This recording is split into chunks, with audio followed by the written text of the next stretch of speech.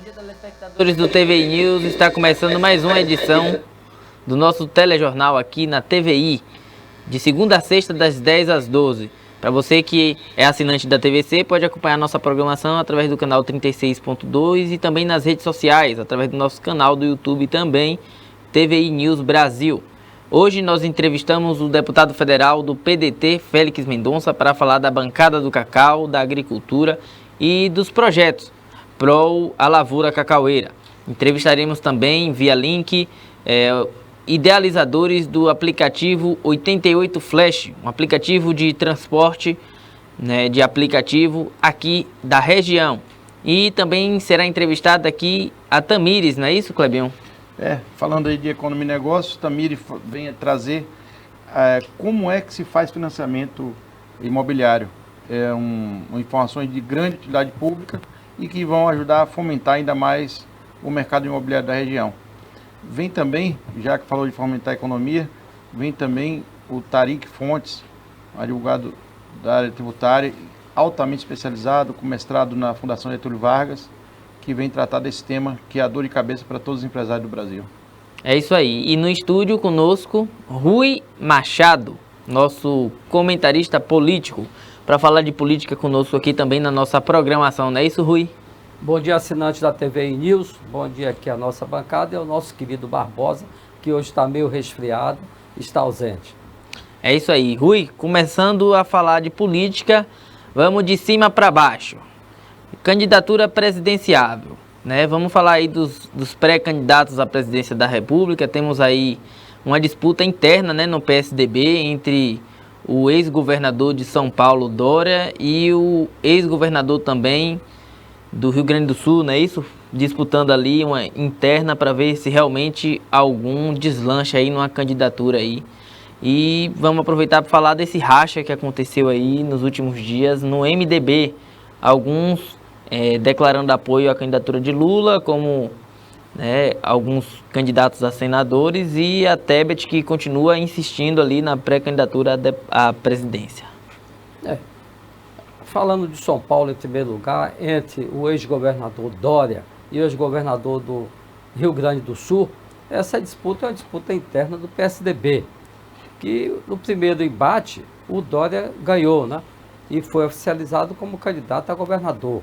Mas o Leite nunca aceitou. Na realidade, o PSDB tem vários grupos políticos. Tem um grupo do ex-senador ou do senador Aécio Neves, hoje deputado federal, e está nessa disputa. Mas eu acredito que já tem uma carta marcada, vários partidos vão coligar com o PSDB, e vai ser um candidato que não seja o Dória, e não vai ser o Dória. Tudo está caminhando para haver um consenso e surgir um nome diferente que não seja o Dória. Mas vamos aguardar.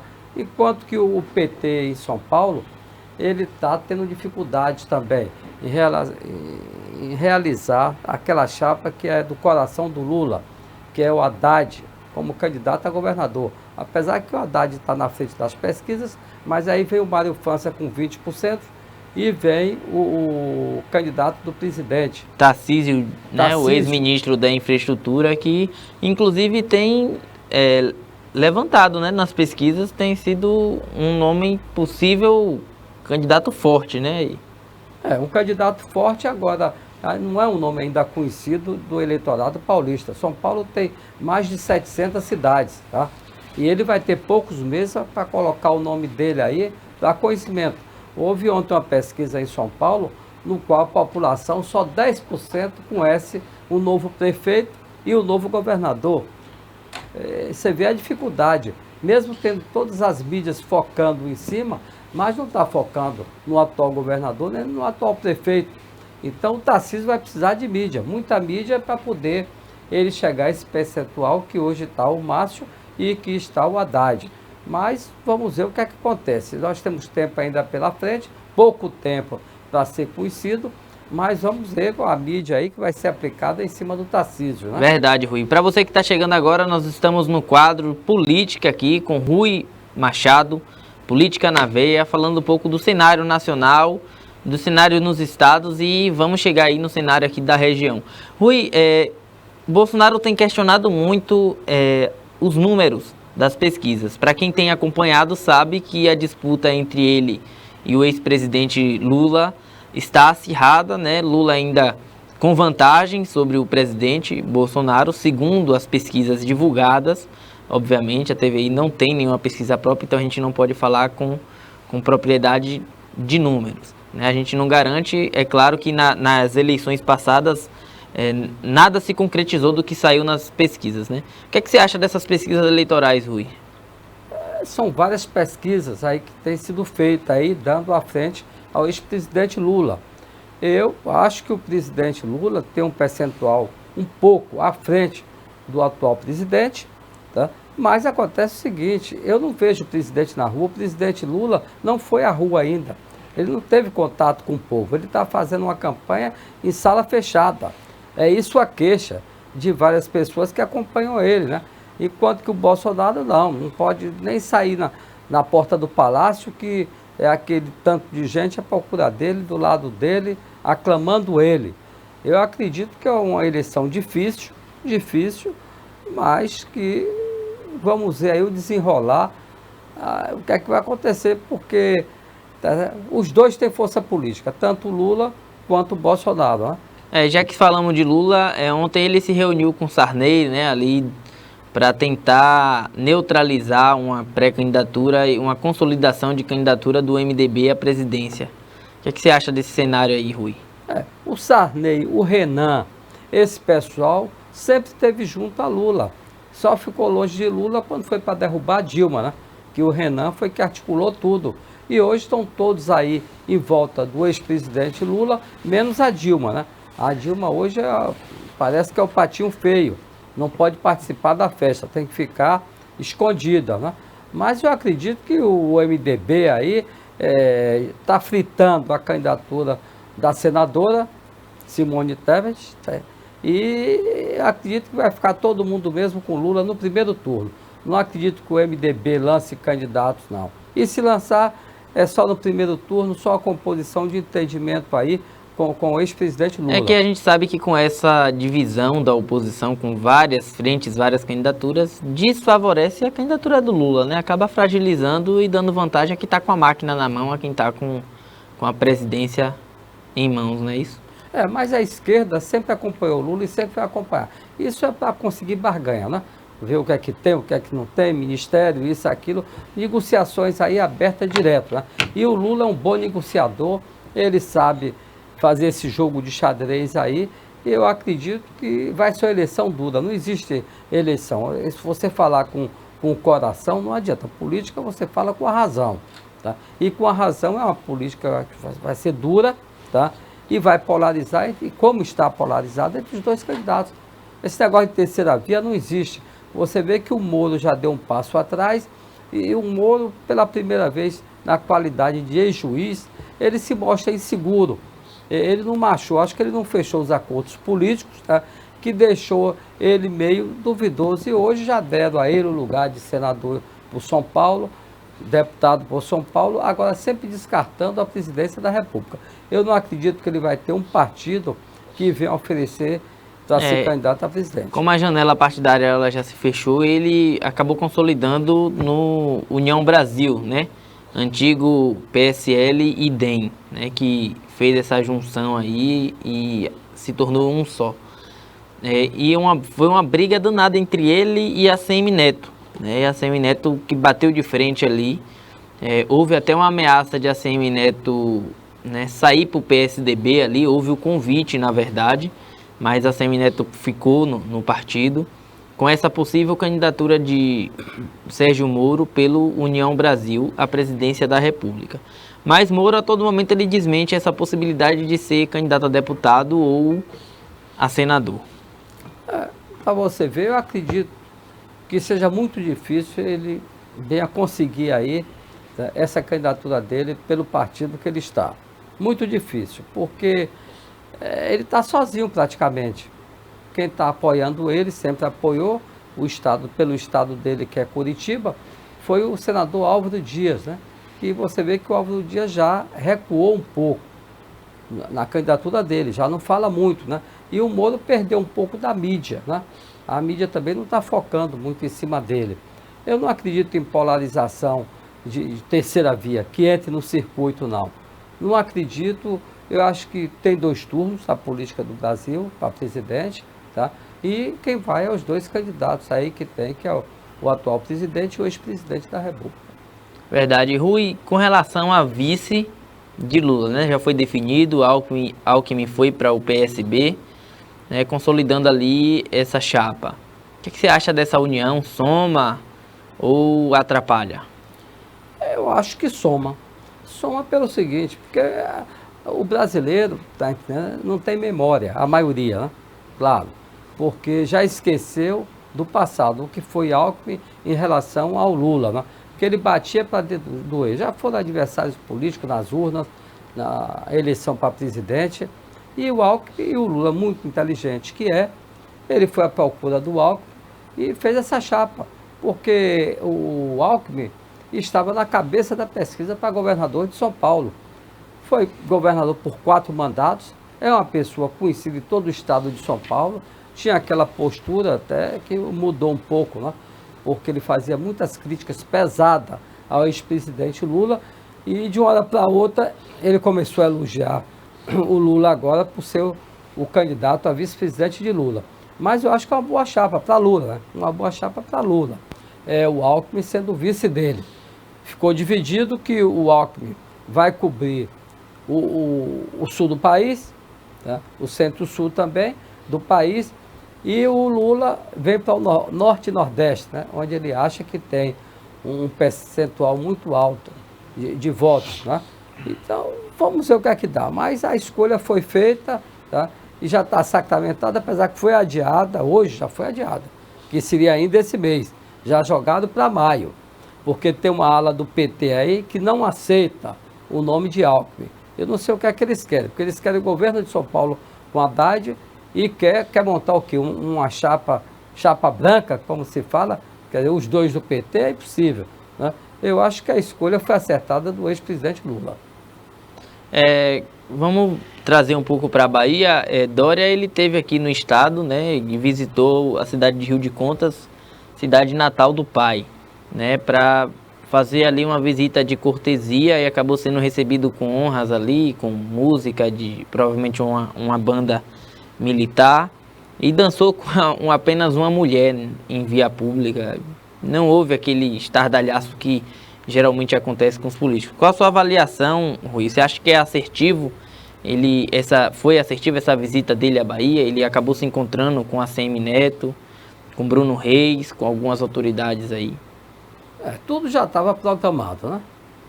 Ele fez uma visita à terra do pai dele, mas a assessoria dele falhou, porque eu acho que não participou, ou ao prefeito, as autoridades e tudo, a população, queira ou não queira, é uma pessoa que há poucos dias atrás era governador do estado mais rico do Brasil, que é São Paulo. Deveria ser recebido, pelo menos aí, como filho de um cidadão da terra. Mas não foi, ele veio mais para ter um encontro com a ACM Neto, compor aí os laços de amizade, que estavam meio estremecidos, e política é isso, é conversa. Então ele fez essa visita aí e teve um encontro também com as lideranças da Bahia. Agora, não acredito na candidatura do Dória, não acredito mesmo. Eu acho que ele foi eleito para governador de São naquele vácuo de Bolsonaro, ele pongou no cavalo ganhador. Bolsodória, né? O Dória.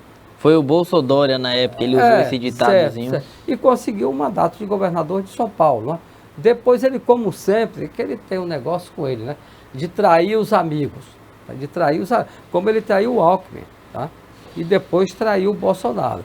E você sabe que não tem lugar na história para os traidores, né? Vamos ver o que é que vai acontecer. Rui, vamos falar de política regional. Qual a sua avaliação com relação às pré-candidaturas a deputados estaduais de Itabuna, Ilhéus, da Bahia como um todo, né? Porque, como você sempre fala aqui, Itabuna não tem candidatura própria, são os de fora que às vezes se apoderam aqui do nome de Itabuna e Ilhéus e conseguem alçar voos longos, né? Fala um pouquinho aí desses nomes. Nós temos aí Anderson Guinho, continua, né, pré-candidato a deputado federal. Existiu a possibilidade de sair para estadual, mas ali ele não acabou aceitando o convite de Augusto, né? Assim eu soube. Temos o Pancadinha, soube, não temos certezas que o presidente da Câmara também pode ser candidato a deputado estadual. Aí em Ilhéus temos a Soane, né? A primeira-dama do prefeito Marão. Temos o ex-prefeito de Itajuípe, Marconi Amaral. Qual a sua avaliação com relação a esses nomes aqui da região? Eu vou começar por Ilhéus. Ilhéus, o prefeito Marão, que tem uma política consistente e de bons resultados, como mostrou para toda a população de Ilhéus e também aqui do sul da Bahia, colocou o nome aí de sua senhora para ser pré-candidata a deputada. Marão tem um currículo político, que é filho de uma ex-deputada que tem um conceito na região sul, baixo sul e extremo sul, que é a ex-deputada Ângela. Entende? O Marão, apesar de ser médico, mas aprendeu a fazer política dentro de casa. Tá? Eu acho que a eleição da primeira-dama de Ilhéus é uma eleição mais consistente. Uma por serviços prestados, outra pelo conhecimento que ela tem na área política, através de sua sogra, de seu esposo. Eu acho que o Marão foi muito feliz ao emplacar o nome da esposa dele para candidata a deputado estadual. Sendo que o deputado federal ainda de Ilhéus, de Marão ainda, eu não tenho ainda a firmeza de falar, é fulano, porque ele ainda não expressou a sua vontade como ele fez com o nome da mulher dele. Mas seria uma boa representante como deputado estadual, a Soane. Né? Vamos aguardar agora o posicionamento do prefeito para compor essa chapa de deputado federal, deputado estadual que já tem e governador. Aí vamos ver se ele vai ficar mesmo aí com o candidato do PT, acredito que sim, porque Marão honrou e cumpriu todos os acordos que ele fez com a cúpula do PT da Bahia, tanto com o senador Otto Alencar, quanto com o governador Rui Costa, que também fizeram tudo por Ilhéus, né? O Marão mudou o visual da cidade de Ilhéus, porque o Jabes foi prefeito de 4 mandatos e você não viu nada diferente, né? E com o Marão veio, e Ilhéus se transformou. Você vê o lado sul, o lado norte de Ilhéus estão crescendo. O lado norte nós apostamos no Porto, né? No Porto que vai dar um impulso muito grande àquele lado, ali do Malhado, Barra de Itaípe e outros bairros ali. E o sul já estourou, né? O sul virou um mini presépio, uma mini capital. Então eu acho que o Marão termina o governo dele com um legado muito grande para a cidade de Ilhéus, né? Vamos aguardar. Agora, voltando para a nossa Itabuna, aí eu não entendi ainda o jogo de xadrez do prefeito Augusto Castro. Augusto é um rapaz inteligente, foi um deputado aí de 2 mandatos, na oposição, se saiu muito bem, mas você sabe que na oposição você só faz o quê? Gritar, né? Gritar, reclamar, é muito fácil você falar, né? Agora, como prefeito é outra coisa. Ele está em um cargo que ele tem que mostrar agora a sua capacidade política, não só para Itabuna, mas também para a região toda, porque Itabuna é o centro comercial aqui da região. E tem lançado alguns nomes aí que oficialmente Augusto não disse ainda, só falou que tem um candidato que é um ex-secretário dele, figura desconhecida da cidade, tá? E você sabe que a eleição de deputado, tanto estadual quanto federal, é uma eleição que requer o quê? O que eu já disse, um grupo político, tá? Um colégio eleitoral forte dentro do seu município, tá? E pelo menos o estadual, ele ir buscar aí umas 10 a 15 prefeituras, sem falar em lideranças, que aí vai buscar o quê? Umas 50 ou mais lideranças. E também depende de dinheiro, que ninguém faz política sem dinheiro. Isso é bobagem, querer pregar falso moralismo, de falar que se faz política na base do amor. Nunca foi feito. Uma vez ou outra pode surgir, tá? Na política uma pessoa que estoura por algum serviço prestado, por ter um nome ali, ou um cantor, ou até uma pessoa de bairro que vem fazendo um serviço social há vários anos. Então, pode surgir aí, pode surgir. Mas Itabuna não tem dado muita sorte em termos de deputado, nem estadual, nem federal. Acabou essa era, já tivemos no passado muitos representantes, Mas ultimamente não temos, porque eu não vejo nenhum desses pré-candidatos que se diz pré-candidatos, eles estão pensando, são vaidosos, porque sabem que não vai a lugar nenhum, né? Em segundo lugar, não tem esse conjunto de coisas que eu falei para galgar o cargo de deputado estadual. E não acredito que o prefeito Augusto Castro venha usar dinheiro público para poder fazer de um deputado estadual. De maneira nenhuma. A situação da prefeitura não é das melhores, como toda a região, todo o Brasil, e ele tem o quê? Promessas políticas, tá? Que ele está tentando aí arrumar. Você vê que ele levou para a Câmara aquele projeto para a liberação aí de um empréstimo aí de 30 milhões de dólares. Esse projeto aí, eu fiquei sabendo pelo menos que vai ser aplicado em saneamento, na despoluição do rio Cachoeira, que é um problema grave que nós temos, porque todo o esgoto de Itabuna é uma cidade de pouco saneamento. Não sei se tem 14% ou 15% ou menos. Mas o esgoto, a maioria é jogado todo no rio Cachoeira. Isso que implica não só em Itabuna, mas também na Baía do Pontal, em Ilhéus. E tudo isso aí vai terminar ali naquela Baía de Pontal, que hoje é uma das praias mais poluídas que nós temos na cidade de Ilhéus. Então, eu volto atrás em relação aos pré-candidatos e não vejo nenhum nome com consistência política. Quando você falou o presidente da Câmara, o presidente se elegeu com 700 votos, primeiro mandato, não é de Itabuna, é de São José de Boirarema. Não tem assim um legado dentro de Itabuna.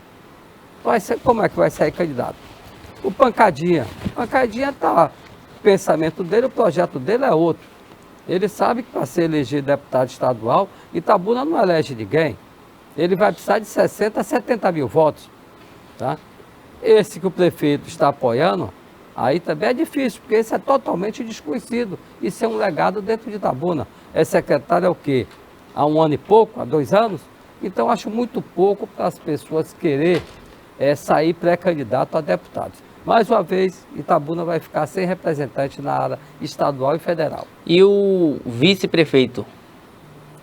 O vice-prefeito também foi vereador de 600 e poucos votos, vereador de primeiro mandato, com a ajuda de doutor Mangabeira, que era pré-candidato, aí também foi pré-candidato a prefeito, foi pré-candidato a deputado, e não teve êxito, mas conseguiu dar uma ajuda boa ao Guinho. Tanto é que ele se elegeu vereador. Depois houve o rompimento. Nós não temos o conhecimento que se passou nos bastidores. Possa ser que o Mangabeira tenha razão, possa ser que o Guinho tenha razão, mas foi briga de bastidores que eu só via queixas. O Guinho também está aí, pré-candidato a deputado federal. Eu não vejo também, ele está querendo ficar na política, alimentar essa candidatura.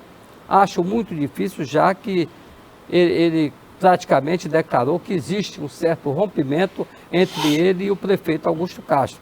E você sabe que um vice, sem o apoio e sem a tabelinha com o prefeito, ele não vai a lugar nenhum. Porque vai fazer política com o quê? Porque é muito restrito. O quadro é muito pequeno de pessoas da prefeitura que vão apoiar ele. Uma porque fica temendo. Tá? Não, se eu ficar com ele, o prefeito pode não gostar. Tá? E existe isso mesmo. Existe. O prefeito tem que apoiar a base dele. E o vice-prefeito tem que procurar respaldo. Mas uma coisa eu digo a vocês. O Guinho é um rapaz inteligente. Ele sabe que ele não pode alcançar esse mandato de deputado federal, só se tiver uma zebra. Mas ele fica como representante, caso o ACM venha ganhar para governador da Bahia, ele vai ser um dos representantes aqui do governador aqui em termos de cargos, né? Para continuar rodando a sua política aqui em termos de município. Você acha que ele poderia assumir alguma secretaria de Estado, Rui? Não acredito não. Itabuna nunca deu sorte, né? Poucos chegaram aí a secretaria. Você acha que ele não poderia substituir a secretaria, a pasta que Davidson Magalhães comanda? Porque Davidson está lá pela região, não é isso? Davidson está lá pelo peso político do partido dele, o PCdoB, que tem 2 deputados federais da Bahia. Ele era presidente da Bahia Gás, eles têm trânsito com o governador. Tá? É uma pessoa totalmente preparada, o Davidson Magalhães, tá? Foi o que galgou ele ao cargo de secretário de Estado. Agora o Guinho não tem nada disso, esse currículo que o Davidson tem. Então, acho difícil ele chegar a ser secretário de Estado. Muito difícil mesmo. E o Neto é cercado de bons técnicos e o Neto só trabalha com técnicos. Ele é muito inteligente, por isso é que ele tem êxito, tá, na formação do governo dele, tanto de prefeito e agora tentando ser governador da Bahia, que é uma parada também muito dura. Falando ainda de política e agora focando no governo do estado. Qual a sua avaliação com relação à candidatura do Jerônimo? Você acha que tem evoluído? Como é que você tem percebido os índices e a melhora aí de ACM Neto ao governo? E também dos seus respectivos vice, né? A ACM Neto ainda não decidiu, mas o PT já decidiu por Geraldo Júnior ali, né? Já com um vínculo ali com o MDB, tendo o Geraldo, né, como o vice do MDB ali, da base de Gedel. O PT pula na frente, né? Por quê? Porque tem 16 anos de governo. Tem 16 anos aí comandando o governo da Bahia, em todos os sentidos, né? O Jerônimo, o único Jerônimo que a Bahia conhecia era aquele que dizia que era o herói do sertão. Jerônimo, o herói do sertão. E agora surge esse secretário. Eu não vejo ele com esse potencial, eu vejo o partido. O PT é um partido forte, que deve ter um percentual aí de 30%. Vocês lembram que quando ele colocou o nome de Rui Costa era um desconhecido também. Agora, a passagem do Jerônimo pela Secretaria de Educação, eu acho que não foi uma boa passagem. Mas Rui já foi deputado federal. Sim, foi deputado federal, mas quando ele surgiu, você viu que ele foi deputado federal, mas ficou como secretário do governador Wagner, né? Aí sim, ele teve uma base política. Para ser governador, tá? Agora o Jerônimo não. Foi desastrosa a passagem dele pela Secretaria de Saúde. Educação. A Bahia está com um índice lá embaixo na educação.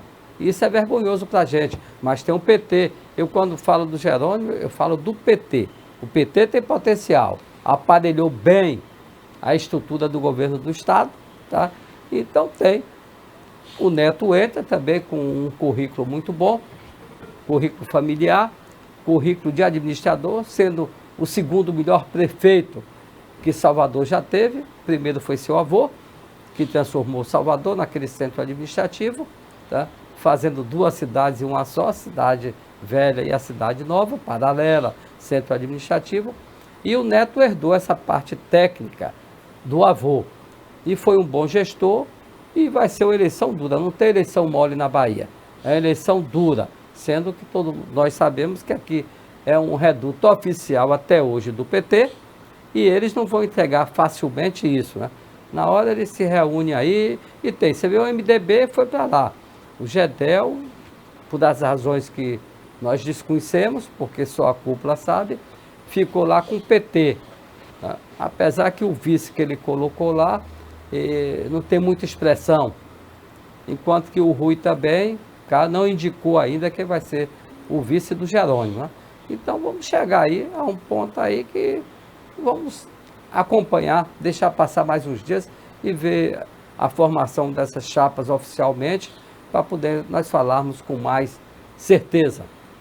Pré-candidaturas de senador, nós temos aí de um lado Otto Alencar, buscando a sua reeleição. Por outro lado, João Leão, que foi deputado federal, secretário de governo, vice-governador, o vice-governador, e está pleiteando aí o cargo de senador da República na base de ACM Neto. João Leão já decidiu o suplente, vai concorrer ali também ao Senado o deputado federal Ronaldo Carleto, que aí já rompeu também na saída do PP, da base do PT, e se aliou a ACM Neto. Quem é o possível nome, Rui? Você sabe ou já tem algum nome para ser o suplente de Otto? Como é que se avalia também essas candidaturas aí a senador? Na realidade, são dois nomes fortes, né? Do senador Otto, que está com o PT aí, que o Wagner levou ele da base do PT, e ele foi, assim, aquele parceiro que honrou todos os compromissos, teve todos os compromissos que foi reivindicado também cumpridos. Então se tornou assim um bom parceiro do PT. Já o vice-governador, o João Leão, que como deputado federal foi um excelente deputado que ajudou os municípios no qual ele representava, com várias emendas, um vice-governador e deputado federal que foi, aquele cara que futuca, que vai buscar, que briga, fala muito, mas também resolve muitas coisas. Eu acredito que vai ser uma parada dura. Otto tinha uma reeleição aí garantida, mas com a entrada aí de João Leão, está dividido o terreno, porque João Leão também é andarilho. É articulador. Exatamente. Percorreu essa Bahia toda aí, tá? Tem aquele estilo bonachão dele, brincalhão, que ele brinca com todos. E acaba conquistando muitas pessoas. Conquista, porque Otto é mais fechado, não é? Mais fechado, aparentemente. Mas responder uma pergunta que você me fez em relação ao suplente de Dr. Otto. Se ele pudesse indicar, é claro que ele ia indicar o filho dele, o deputado federal. Se eu fosse um senador e pudesse indicar meu suplente, era meu filho. Que aí não ia querer lhe matar, né? Não só ia matar, não. Ficava em casa mesmo, não ia dividir com ninguém. Mas isso aí quem indica é a cúpula do PT, juntamente com o governador Rui Costa e Wagner e outras lideranças. Vamos aguardar aí para ver a formação das chapas oficialmente na Bahia. Eu soube que poderia ser o Alexandre, né, o Marão de Ilhéus, o suplente, mas aí teria que haver todos os trâmites, né, de afastar do governo e tal, e aí o prefeito preferiu continuar no mandato. Temos até comentário, Grande Rui, esse entende de política. Aí o Pinguim, né, tá ali comentando. Temos outro telespectador também que comentou, Rui Machado, eu acredito que era tudo que Lula queria na chapa. Agora ele não abre mão de álcool e pede álcool em mim. Ou seja, a pessoa faz uma metáfora ali com o nome Alckmin com álcool em mim. Brincadeiras à parte, cada um tome sua cachaça lá. Lula queria até acabar com a guerra da Ucrânia num bar, né? Você viu isso, Rui? Não, existe brincadeiras de mau gosto, que eu não levo isso em consideração. Eu acho que, queira ou não queira, mas Lula tem que ser também respeitado por ter sido um presidente com 2 mandatos. Teve o lado bom também do PT no primeiro governo, eu acho que ninguém discorda, tá? E o segundo mandato já é um mandato que desgasta muito, foi cheio de escândalos e tudo, apesar que ele não estava sozinho lá. Porque as pessoas às vezes esquecem, aí diz, Lula fez isso, Lula é aquilo. Agora esquece que Lula estava com o MDB, com o PSDB, com todos esses partidos aí junto com ele, tá? E ninguém faz nada errado sozinho não, em termos de presidente da República. Então eu acho que a culpa tem que ser distribuída por todos que mantiveram e tiveram com ele ao longo dos seus 8 anos de governo. E todo mundo sabe que a probabilidade de haver farra em um mandato é realmente após a reeleição, né? Que aí todo mundo quer preparar o seu pé de meia para, quando estiver fora do mandato, tá tranquilo. Você vê que nos Estados Unidos o mandato presidencial é de 5 anos e pronto, e acaba. Tá? Okay, pode ir, tá, para uma reeleição, mas depois da reeleição ele sai do cenário. São 2 mandatos de 5 anos, ele sai do cenário, né? Aqui não. São 8 anos de mandato, 4 e 4, e ele continua, pode sair aí até voltar para presidente da República. Mas você vê que geralmente não acontece, né? O Obama, ele fez um bom mandato e não pleiteou mais a presidência, né? Ele se reelegeu e prefere ficar nos bastidores na articulação, mas dá oportunidade a outros, né? Mas no Brasil é meio difícil isso acontecer. O Clinton também foi um bom presidente e colocou o quê? A esposa dele, né? Que não deu certo, aí o Trump ganhou. Mas a política é assim mesmo, né? A política é assim. É isso aí, esses foram os comentários políticos do quadro Política na Veia com Rui Machado. Hoje que não teve a presença aqui do Ricardo Bacelar, devido a alguns compromissos, né? Ele estava em audiência agora pela manhã, não pôde estar aqui conosco. Mas, com certeza, na quinta-feira ele vai estar aqui ao lado de Rui Machado com mais comentários políticos no quadro Política na Veia. Um abraço para vocês, assinantes da TV News, e para a nossa mesa aqui. É isso aí, obrigado Rui pela sua participação. Continuamos o TVI News com muito mais informação, notícia, debate e também entrevistas. Na edição de hoje ainda vamos entrevistar o deputado federal Félix Mendonça para falar da bancada do cacau e dos projetos que tramitam no Congresso Nacional. E vamos dar um pouco de notícia também, né, na nossa edição de hoje. E o governo do estado anunciou que vai ajudar as prefeituras a realizarem as festas juninas, né, agora de 2022, já que foi liberado público sem limites para eventos, como também, né, a liberação de máscaras em locais abertos e, por último, ontem a liberação de máscaras em locais fechados, né, com exceção em unidades de saúde e, se não me engano, também em transportes públicos coletivos. O governador Rui Costa disse que as prefeituras que realizarem São João vão ter apoio, né, do governo do estado. O governador usou o perfil do Twitter nessa segunda-feira para animar os baianos, que são fãs dos festejos juninos. De acordo com Rui, o estado contará com ajuda, os municípios contarão com a ajuda do governo para realizar as festas. Aproveitamos a visita ao município para anunciar que vai ter São João na Bahia sim em 2022, disse o governador. E o governo do estado vai ajudar as prefeituras a realizar este evento, que é o maior da Bahia. Rui Costa aí afirmando. E vários municípios já haviam confirmado a celebração junina, inclusive Augusto Castro prometeu que pode fazer, né, já o São Pedro, o maior São Pedro da Bahia. Vamos ver aí os próximos capítulos desse assunto e quem sabe, depois de 2 anos sem festejos, sem festas, a nossa Bahia, o Brasil, voltar agora a realizar eventos, né? E já falando nisso, o governador, já que a gente falou de evento e falou de máscara, ele assinou um decreto liberando o uso de máscaras em ambientes fechados. Em agenda ao município de Bicuí, nesta segunda-feira, o governador Rui Costa anunciou que será publicado no Diário Oficial e já foi publicado nesta terça-feira o decreto que torna opcional o uso de máscaras de proteção, também em espaço fechado em todo o território baiano.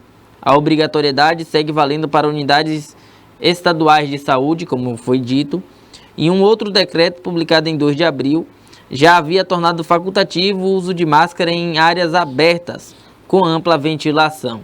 Claro, está chegando a período eleitoral, campanha, não pode deixar essa restrição aí, porque o povo tem que ir para a fila das escolas para votarem, as sessões eleitorais com aglomeração, e a eleição não é a única coisa que não pode deixar de acontecer. E as medidas estão amparadas pelas quedas nos números de casos de Covid-19 e nas taxas de ocupação dos leitos hospitalares destinados ao tratamento da doença.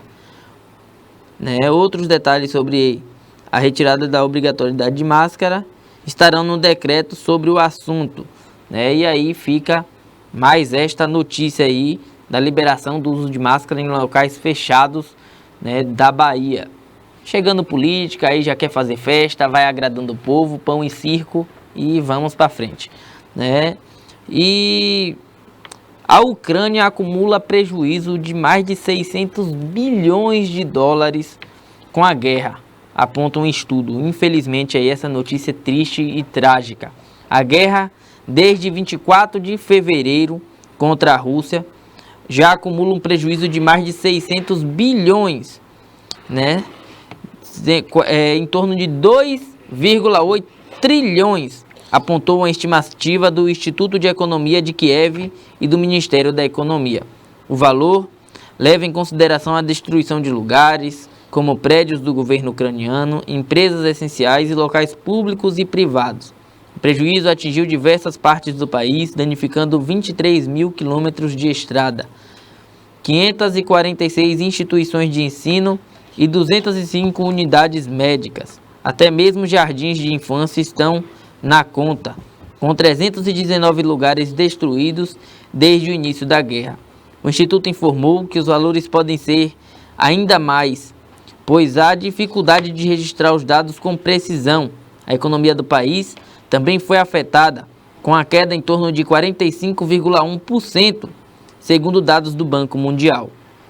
A guerra chegou hoje, né, no caso ontem, ao seu 47º dia, com ataques russos no leste ucraniano. O prefeito de Mariupol, cidade portuária da Ucrânia, afirmou que soldados russos já mataram mais de 10 mil civis e o número de mortos pode passar dos 20 mil, com os corpos espalhados pela rua. Lamentável essa situação da Ucrânia, né, e dessa guerra lá, né, próxima à União Europeia, ali naquela situação muito triste de calamidade pública que infelizmente faz vítima muita gente e infelizmente ainda não acabou e pelo que parece não está perto de acabar.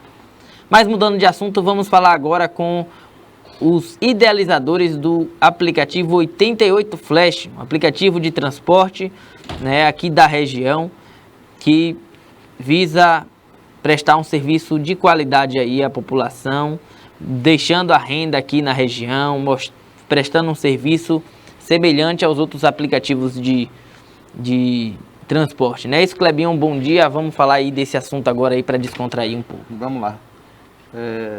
Pessoal do 88, eu descobri pedindo o concorrente, e aí o motorista Anderson me falou que estava criando um aplicativo novo regional que eu tenho certeza que vai viralizar. Disso aí a gente sugeriu a matéria, é uma matéria bem interessante. Não que aplicativo seja uma novidade, a novidade é ter um aplicativo regional e o grau de consciência dos associados, dos sócios. São motoristas mesmo que se criaram, não associação, tem associação, mas criaram uma empresa. Então, meu tema aqui sempre vai ser economia e negócio. Eu gosto muito de estimular essas perspectivas locais, que é como o Anderson e o Cláudio me falaram. Tá aí, Cláudio, no ar. Bom dia, Cláudio. Bom dia, Kleber. Bom dia a todos da TVI aí e aos internautas que estão acompanhando o programa. Vocês estão de parabéns, viu? Então, que tá aí, parabéns. É o que o Kleber... Pode continuar, Kleber. Desculpa. Fala um pouquinho dessa iniciativa. Quem são os sócios dessa empresa 88 Flash? Então, Kleber, e os internautas da TVI.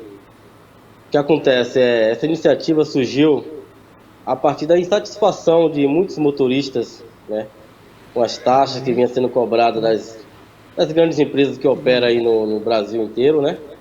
E da dificuldade também dos aumentos do combustível, do custo de manter um veículo. E um certo dia estávamos numa roda de amigos e decidimos que nós poderíamos criar um aplicativo que viesse prestar um serviço de qualidade à população e também ser bom para o motorista, que o motorista pudesse ter uma lucratividade também nesse negócio, trabalhando menos horas por dia, né? E assim levando também o pão de cada dia de forma mais tranquila para casa, porque hoje nós vivemos uma realidade triste entre os motoristas de aplicativo aqui em Itabuna e em outras cidades. Então a gente conseguimos levar a ideia para mais 50 motoristas e criamos um projeto, fomos buscar a empresa que oferece a tecnologia e hoje, graças a Deus, aí estamos há 11 dias operando em Itabuna, né? Mas estamos há 1 ano criando esse projeto.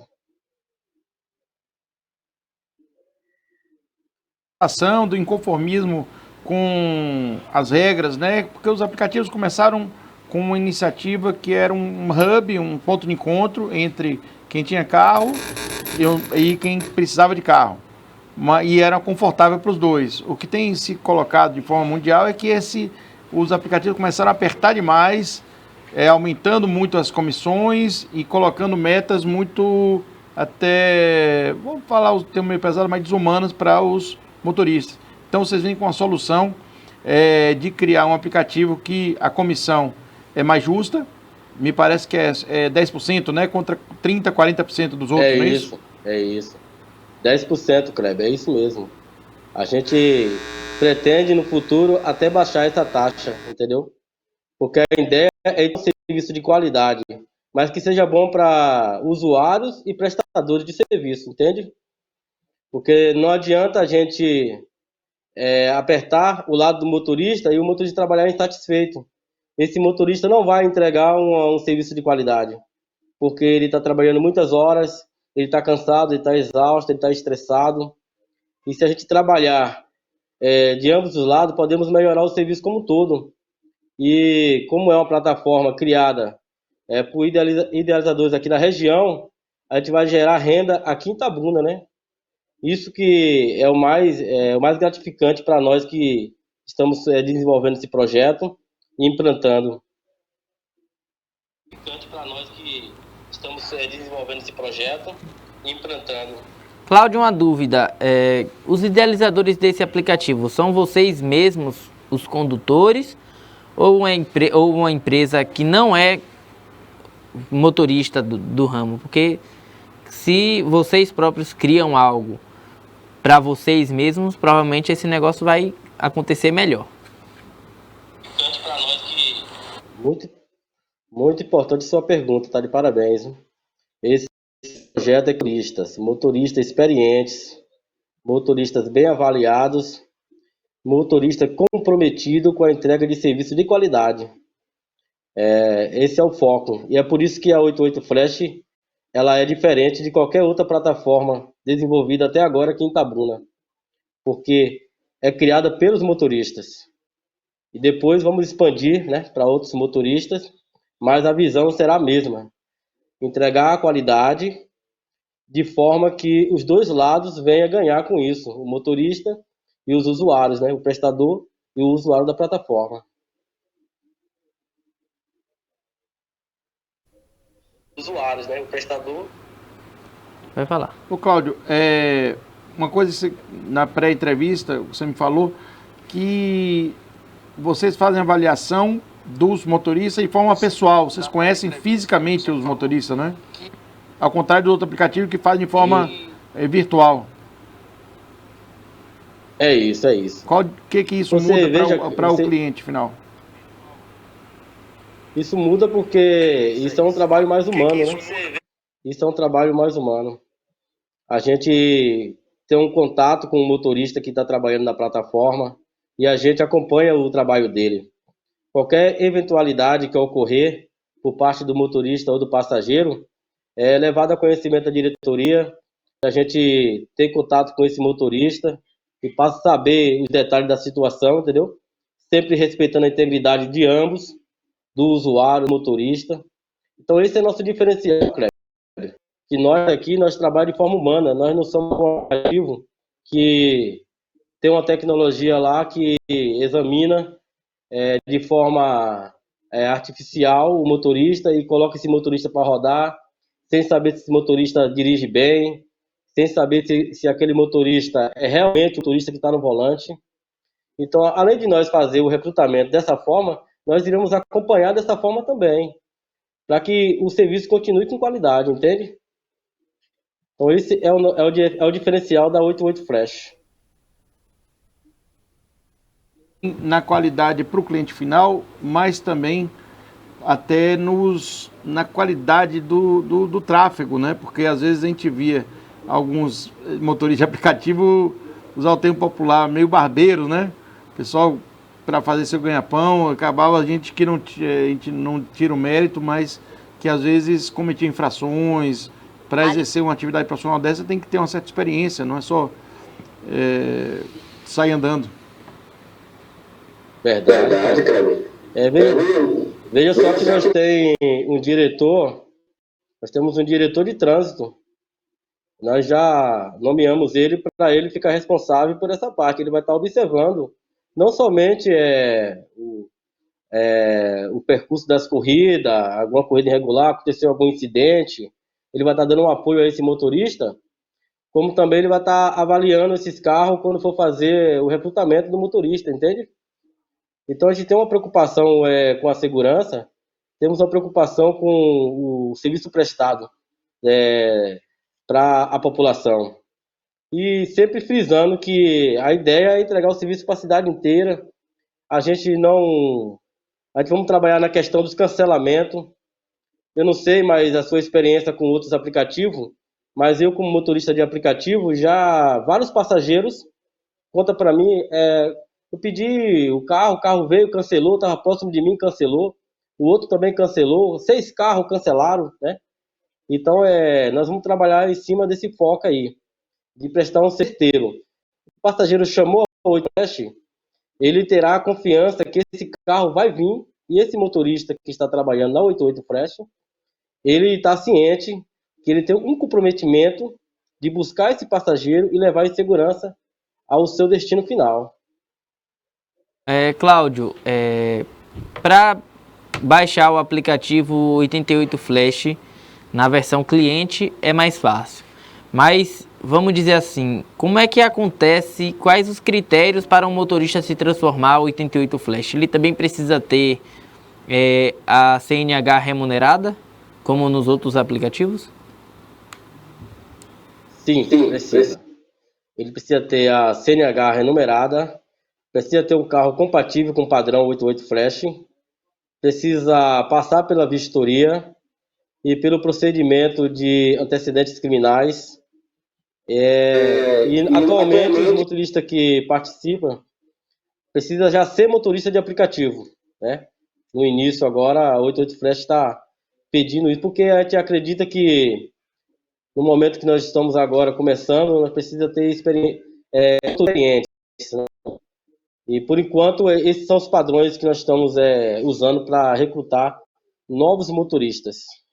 Tem sido a dinâmica entre motorista e cliente? Como é que tem sido essa avaliação e, em média, hoje já?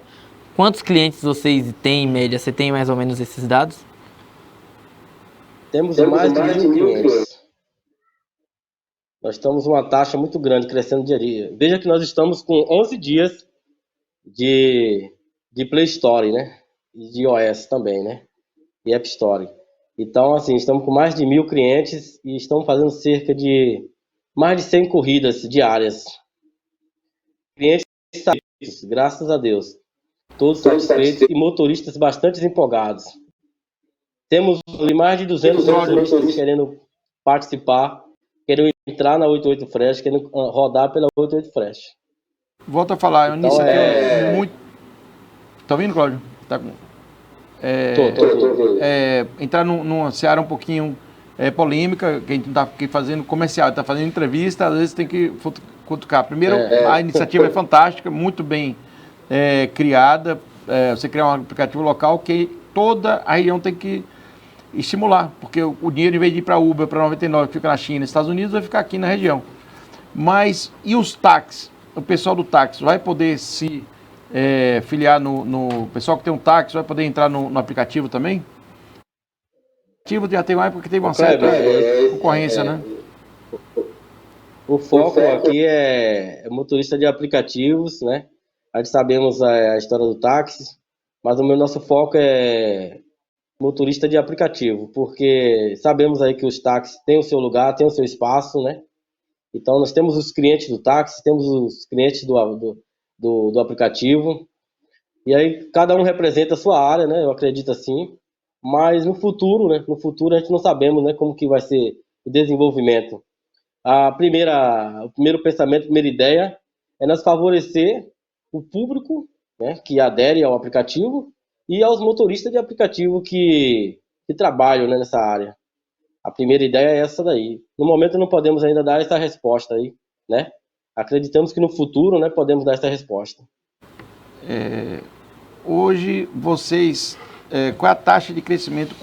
Quantos motoristas vocês imaginam que vão aderir aí no prazo de um mês, vou falar um mês, nos próximos meses? Qual é a meta de vocês em termos de motoristas?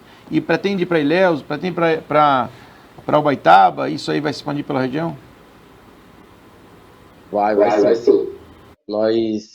A ideia é exatamente essa, expandir para Ilhéus. Ilhéus tem uma conectividade muito grande com Itabuna. Muita gente trabalha lá, muita gente trabalha aqui e mora lá, muita gente no final de semana vai para casa de praia lá em Ilhéus. E nosso foco, já temos até corrida em Ilhéus já temos motorista que fez corrida em Ilhéus. Porque é automático, né? As pessoas baixam, vão para lá e lá testam Aí de repente tem um motorista lá que já está online, que foi levar outro passageiro para lá e é assim, é inevitável, não tem jeito. E para Ubaitaba, para a cidadezinha, né, satélite de Itabuna, a gente pretende expandir esse serviço aí para a região. Entregar aí a qualidade da 88 Fresh e sempre com segurança, né? Sempre com segurança. Mas sempre respeitando, na pré-entrevista você comentou, respeitar esse não levar tantos motoristas que chegue a ficar saturado, né? Sempre dar um certo conforto também para que o cliente seja bem tratado. É o que você me falou. E aí tem a velha história, que no início o Uber era com água mineral e balinha, aí depois agora entra logo, sai logo, por causa dessa pressão em cima do motorista. Vocês vão ter cuidado com esse tema mesmo? Temos. O foco é qualidade. Veja, Kreb, que a gente já poderia colocar 200 motoristas hoje para rodar na 88 Fresh. Mas nós não vamos colocar agora. Nós vamos testar os 50, vão rodar, vão prestar o serviço de qualidade, vamos melhorar. E quando essa plataforma estiver alinhadíssima com a qualidade e a segurança que nós quer prestar à população, vamos acrescentar motorista conforme a demanda de passageiros. Entende? Porque se a gente colocar muitos motoristas agora, será mais difícil para a gente acompanhar. Mas se nós colocar de forma que, conforme a demanda, a gente apresentar motorista, nós podemos acompanhar cada um desses e preparar a 88 Fresh para dar o suporte. Teremos o suporte ao usuário e teremos o suporte ao prestador. Então, para que nós não, no futuro, não venha ficar sobrecarregado, nós vamos primeiro preparando a 88 Fresh conforme a sua demanda e assim avançando. Vai ser inevitável o avanço, porque a gente tem fé e nós temos também muito ânimo aí para trabalhar e entregar a melhor qualidade para Itabuna, que Itabuna merece. E o aplicativo, a parte do sistema, que vocês são bons profissionais, a gente já sabe, o aplicativo não está dando problema, como é que está isso? O pessoal consegue baixar fácil para Android e para iPhone, iOS? Consegue baixar fácil, o aplicativo tá rodando muito bem, estamos há um ano trabalhando nesse aplicativo, a empresa que forneceu a tecnologia forneceu os testes, testamos entre nós em corridas não remuneradas, né? Nós mesmos motoristas baixamos o aplicativo de passageiro, testamos, fizemos várias viagens em Itabuna, fizemos viagem em Ilhéus, fomos na cidade em que a empresa já oferecia a tecnologia, entrevistamos motoristas que usavam a plataforma, entrevistamos passageiros que usavam a plataforma, essa tecnologia, inclusive bons resultados, né? Ficamos bastante animados. E aí nós tivemos um tempo aí para preparar tudo isso, para entregar para a população. Só para desejar os parabéns e boa sorte. E fala aí qual é o site, qual é o nome do aplicativo para o pessoal baixar. 88 Flash, põe na Play Store, tá facinho lá para encontrar. Pode colocar no Instagram também, no Facebook. E vamos viajar de 88 Flash porque é nosso e é da região. Da TVI a gente vai divulgar. Muito obrigado. Pode falar a palavra pela oportunidade. Obrigado toda a TVI. Vocês foram espetacular. E eu quero poder participar aí pessoalmente, né? Não sou muito bom de entrevista, não. Estou começando agora, mas me senti uma satisfação muito grande de vocês dar essa oportunidade para a 88 Fresh. Quero agradecer aos meus colegas que me favoreceram para estar aqui.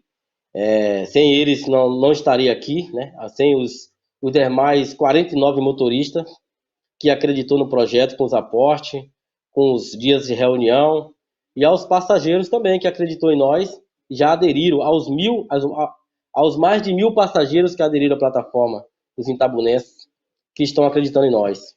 Porque a 88 Fresh é nosso, né? É da região, né? É isso aí. Obrigado. Obrigado, Cláudio. Boa sorte aí. Obrigado, Cláudio. Inclusive temos comentários aqui de Natan Santos. O app 88 é sensacional, muito bom, público e principalmente para os motoristas.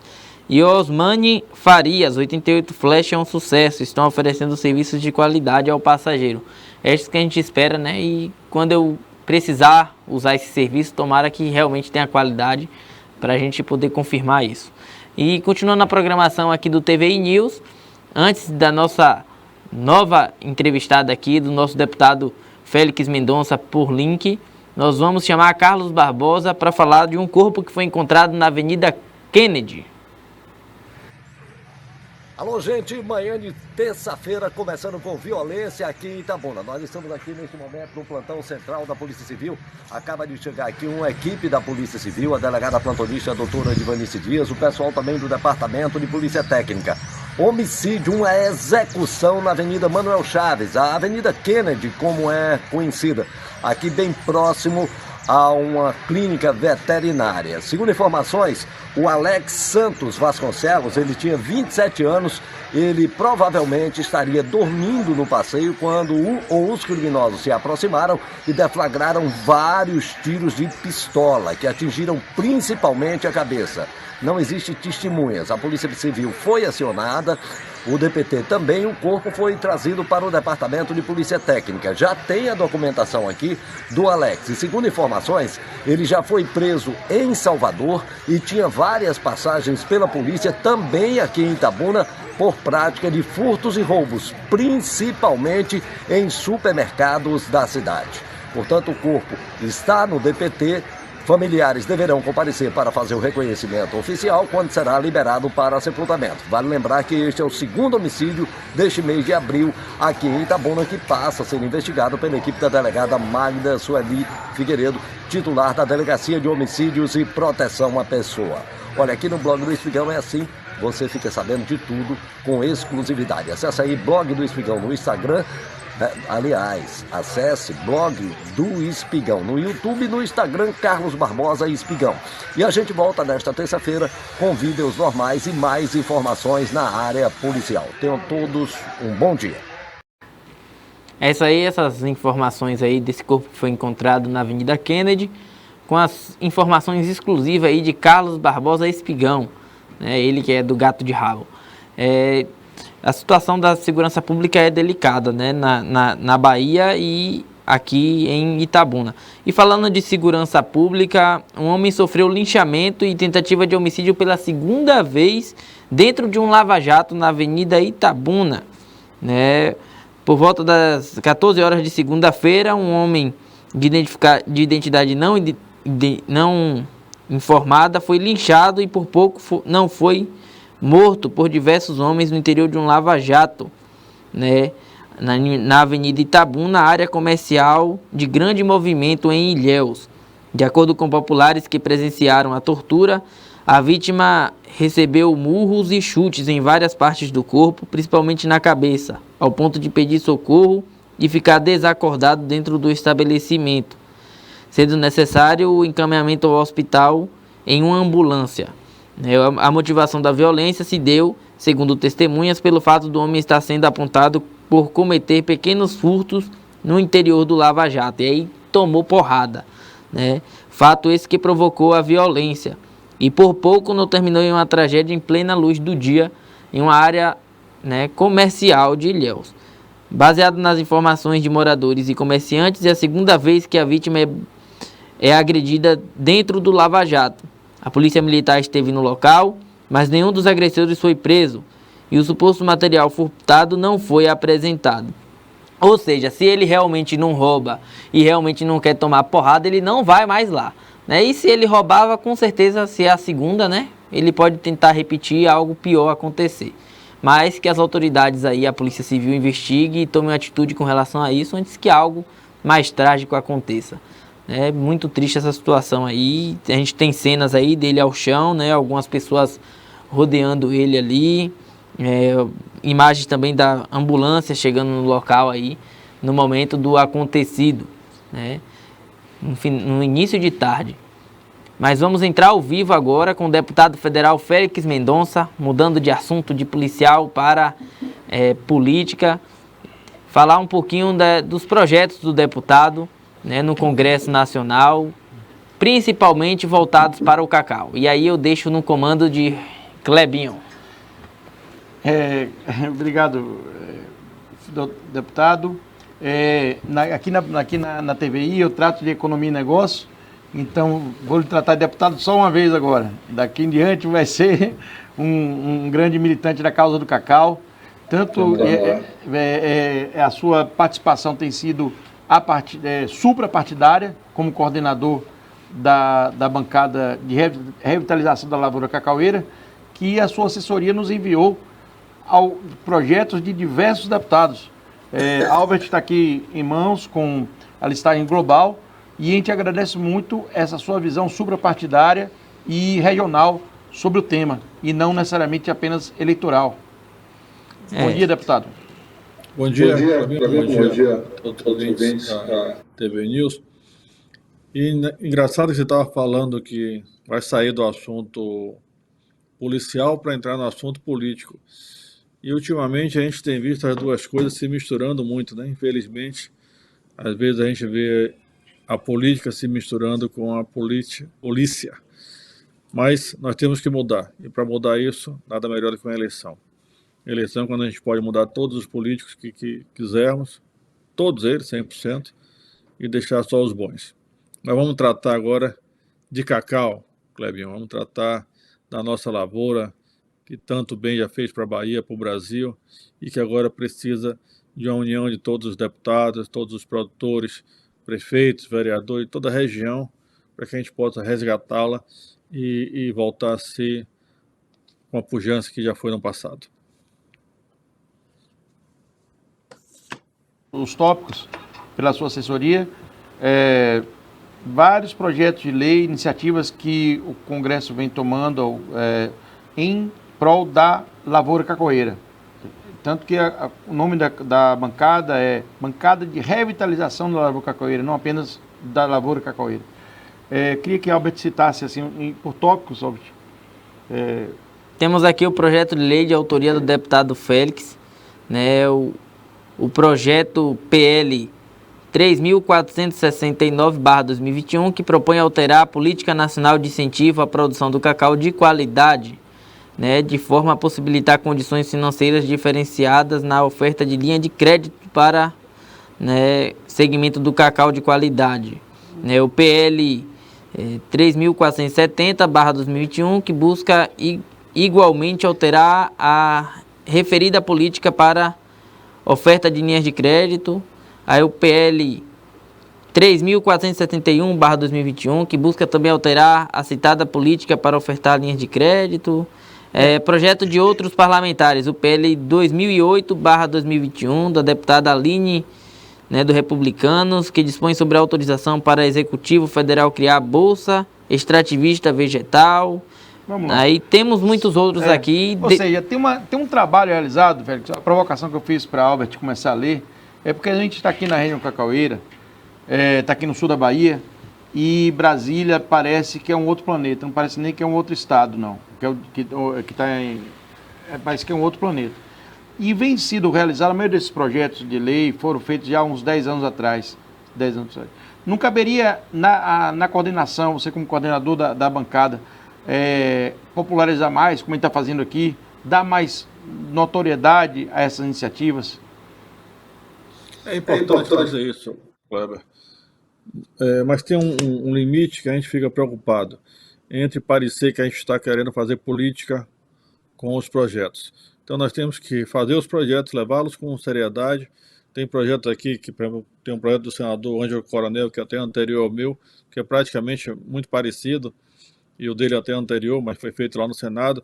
Todos esses projetos que foram citados são dessa última legislatura. Tem projetos anteriores ainda, tem um aqui que foi renovado porque voltou, que é o selo Cacau Cabruca, Cacau Amazonas, que é de 2012. Então já temos aqui 10 anos um projeto e um simples selo para que os produtores possam ter acesso a um financiamento mais barato, uma linha de crédito mais razoável, que possa pagar impostos melhores.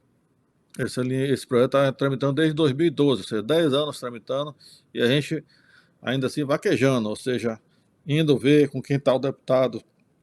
Agora ela está com a deputada Ana Cristina, que saiu agora do PDT, ela vai fazer o parecer dela, e aí esse já está em aprovação final. Esse semestre eu acho que nós vamos transformá-lo em lei ainda nesse ano, esse semestre não, esse ano. E o cacau precisa de muito, precisa de quase tudo. Desde as situações fitossanitárias, as importações, as questões de impostos, as questões de renovação da lavoura, as pragas, financiamento. Então a gente pode tratar de várias partes do cacau. E a gente podia começar sobre o endividamento. O endividamento hoje está em quase R$1 bilhão.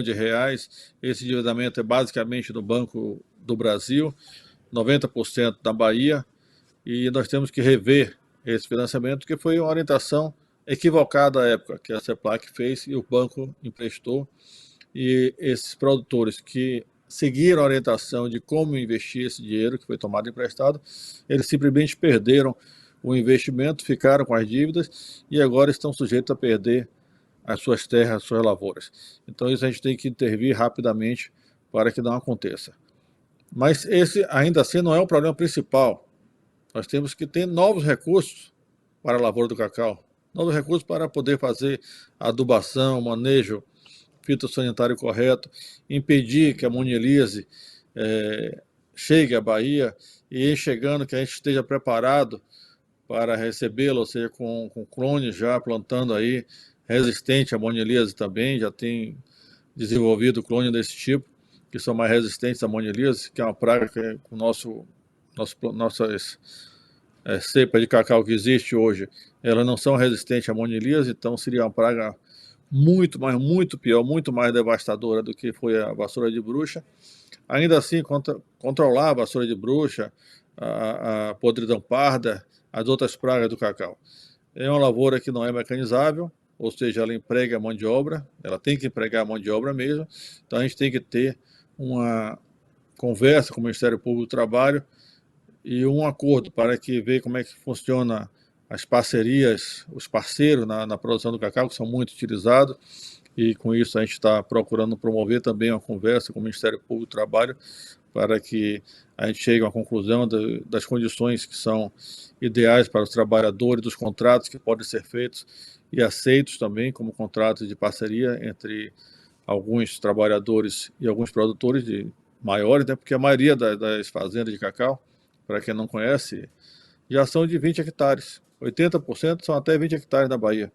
Então, você já tem uma divisão, uma reforma agrária já feita na lavoura do cacau. Então, isso é uma coisa muito boa. Então, a gente tem um horizonte tão grande para trabalhar que às vezes a gente fica até perdido aonde começar. Se a gente vai lá para o financiamento, se a gente vai para as relações de trabalho, ou então se a gente vai para a macroeconomia, a importação de cacau que vem de Gana e que vem de Costa do Marfim, essas importações são de países que têm mão de obra infantil, que têm mão de obra assemelhada à escrava, isso dito pela Organização Mundial do Trabalho. Então a gente não pode aceitar uma importação de um país que utiliza mão de obra infantil, por exemplo. Como é que a gente vai importar cacau de um país que venha de uma produção onde utiliza mão de obra infantil? Que o Brasil não aceita isso, que a adolescente e criança é para estar na escola, né? Pode até ajudar o pai, não tem nada contra, ajudar a mãe nas questões de trabalho, mas não utilizar isso como se fosse a profissão. E aí, também esse cacau que vem de Gana, Costa do Marfim, principalmente, eu cito esses dois países, ele também vem sem nenhuma previsão de fitossanitária. Você pode estar trazendo novas pragas, novas doenças, não só para a lavoura do cacau, mas para outra lavoura no Brasil. Eles saem dos portos de lá, vêm para os portos daqui de Ilhéus, sem nenhuma. Duas cargas no passado, uma chegou com uma pessoa morta dentro da carga. Um defunto, uma pessoa mesmo, morta lá, que ninguém viu, nem só viu quando foi desembarcar. E outra chegou aí, foi noticiada com insetos, larvas vivas. Ou seja, se vê um inseto vivo, imagine as pragas que não vem, não pode estar vindo por aí. Então nós temos as questões também fitossanitárias, importações. Nós temos a questão fiscal, que é o famoso drawback, né? Onde as moageiras importam o cacau, são isentas de quase todos os impostos, Então, o cacau importado sai muito mais barato que o cacau comprado aos produtores baianos e brasileiros, né? E depois eles exportam com 2, 3, 4 anos e um produto que a gente não sabe, não viu, e fazem uma equação fiscal que é mais competitivo trazer cacau de fora do que incentivar a produção do cacau na Bahia. Então, essa é uma outra questão. Então, nós temos diversas questões. Não, assim, é a nossa segunda entrevista. Eu fiz na TV Cacau, que trata especificamente desse tema, né? Na época a gente fez, e eu provoquei fazer uma segunda entrevista aqui na TVI, assim que eu comecei na bancada, porque eu sei o seu conteúdo. Eu vi na prática, tá lá tá fazendo propaganda para o canal TV Cacau também aqui, é um canal regional, mas o tema talvez mais polêmico, e o que eu percebo, onde a TVI pode ser até mais útil no sentido de popularizar essa informação. Pouca gente tem essa informação do que seria o drawback, que é esse regime tributário que permite que o cacau do mundo seja importado com alíquota zero. Além de ser com mão de obra escrava infantil, você tem uma macroeconomia, todos os países do mundo eles têm um certo grau de protecionismo na sua agricultura, seus agricultores, porque as flutuações das commodities agrícolas são fantásticas, são enormes. Então, para entrar que eu sempre cito, para entrar a laranja do Brasil nos Estados Unidos é uma tributação de 200%, e nada mais é do que uma proteção ao produtor de laranja da Flórida e da Califórnia. Então, o cacauicultor não tem voz para se manifestar e muitas vezes nem sabe que esse regime tributário existe. Então, eu gostaria até, depois de eu falar dos outros temas, Félix, mas assim, só situar um pouquinho. Conte com a TVI e com a movimentação para um movimento específico sobre esse tema. Você acha relevante ou eu estou sendo um pouquinho incendiário? Não, é muito relevante. Aliás, vocês estão servindo aí de um chocolatezinho? Era para a gente ter aqui também, tá vendo? Rapaz, Agora a gente está aqui. Que tentação, né? Rapaz, em Salvador está com chocolate, em Itabuna não tem, tá vendo? Produção. Aqui meu pai chegou, Kleber, uma certa vez, disse, por que essa mania de cafezinho? Nós temos que servir um chocolatezinho para incentivar a produção de cacau, de chocolate. Então, ao invés de café, tem um café para quem quiser, mas tem um chocolate também.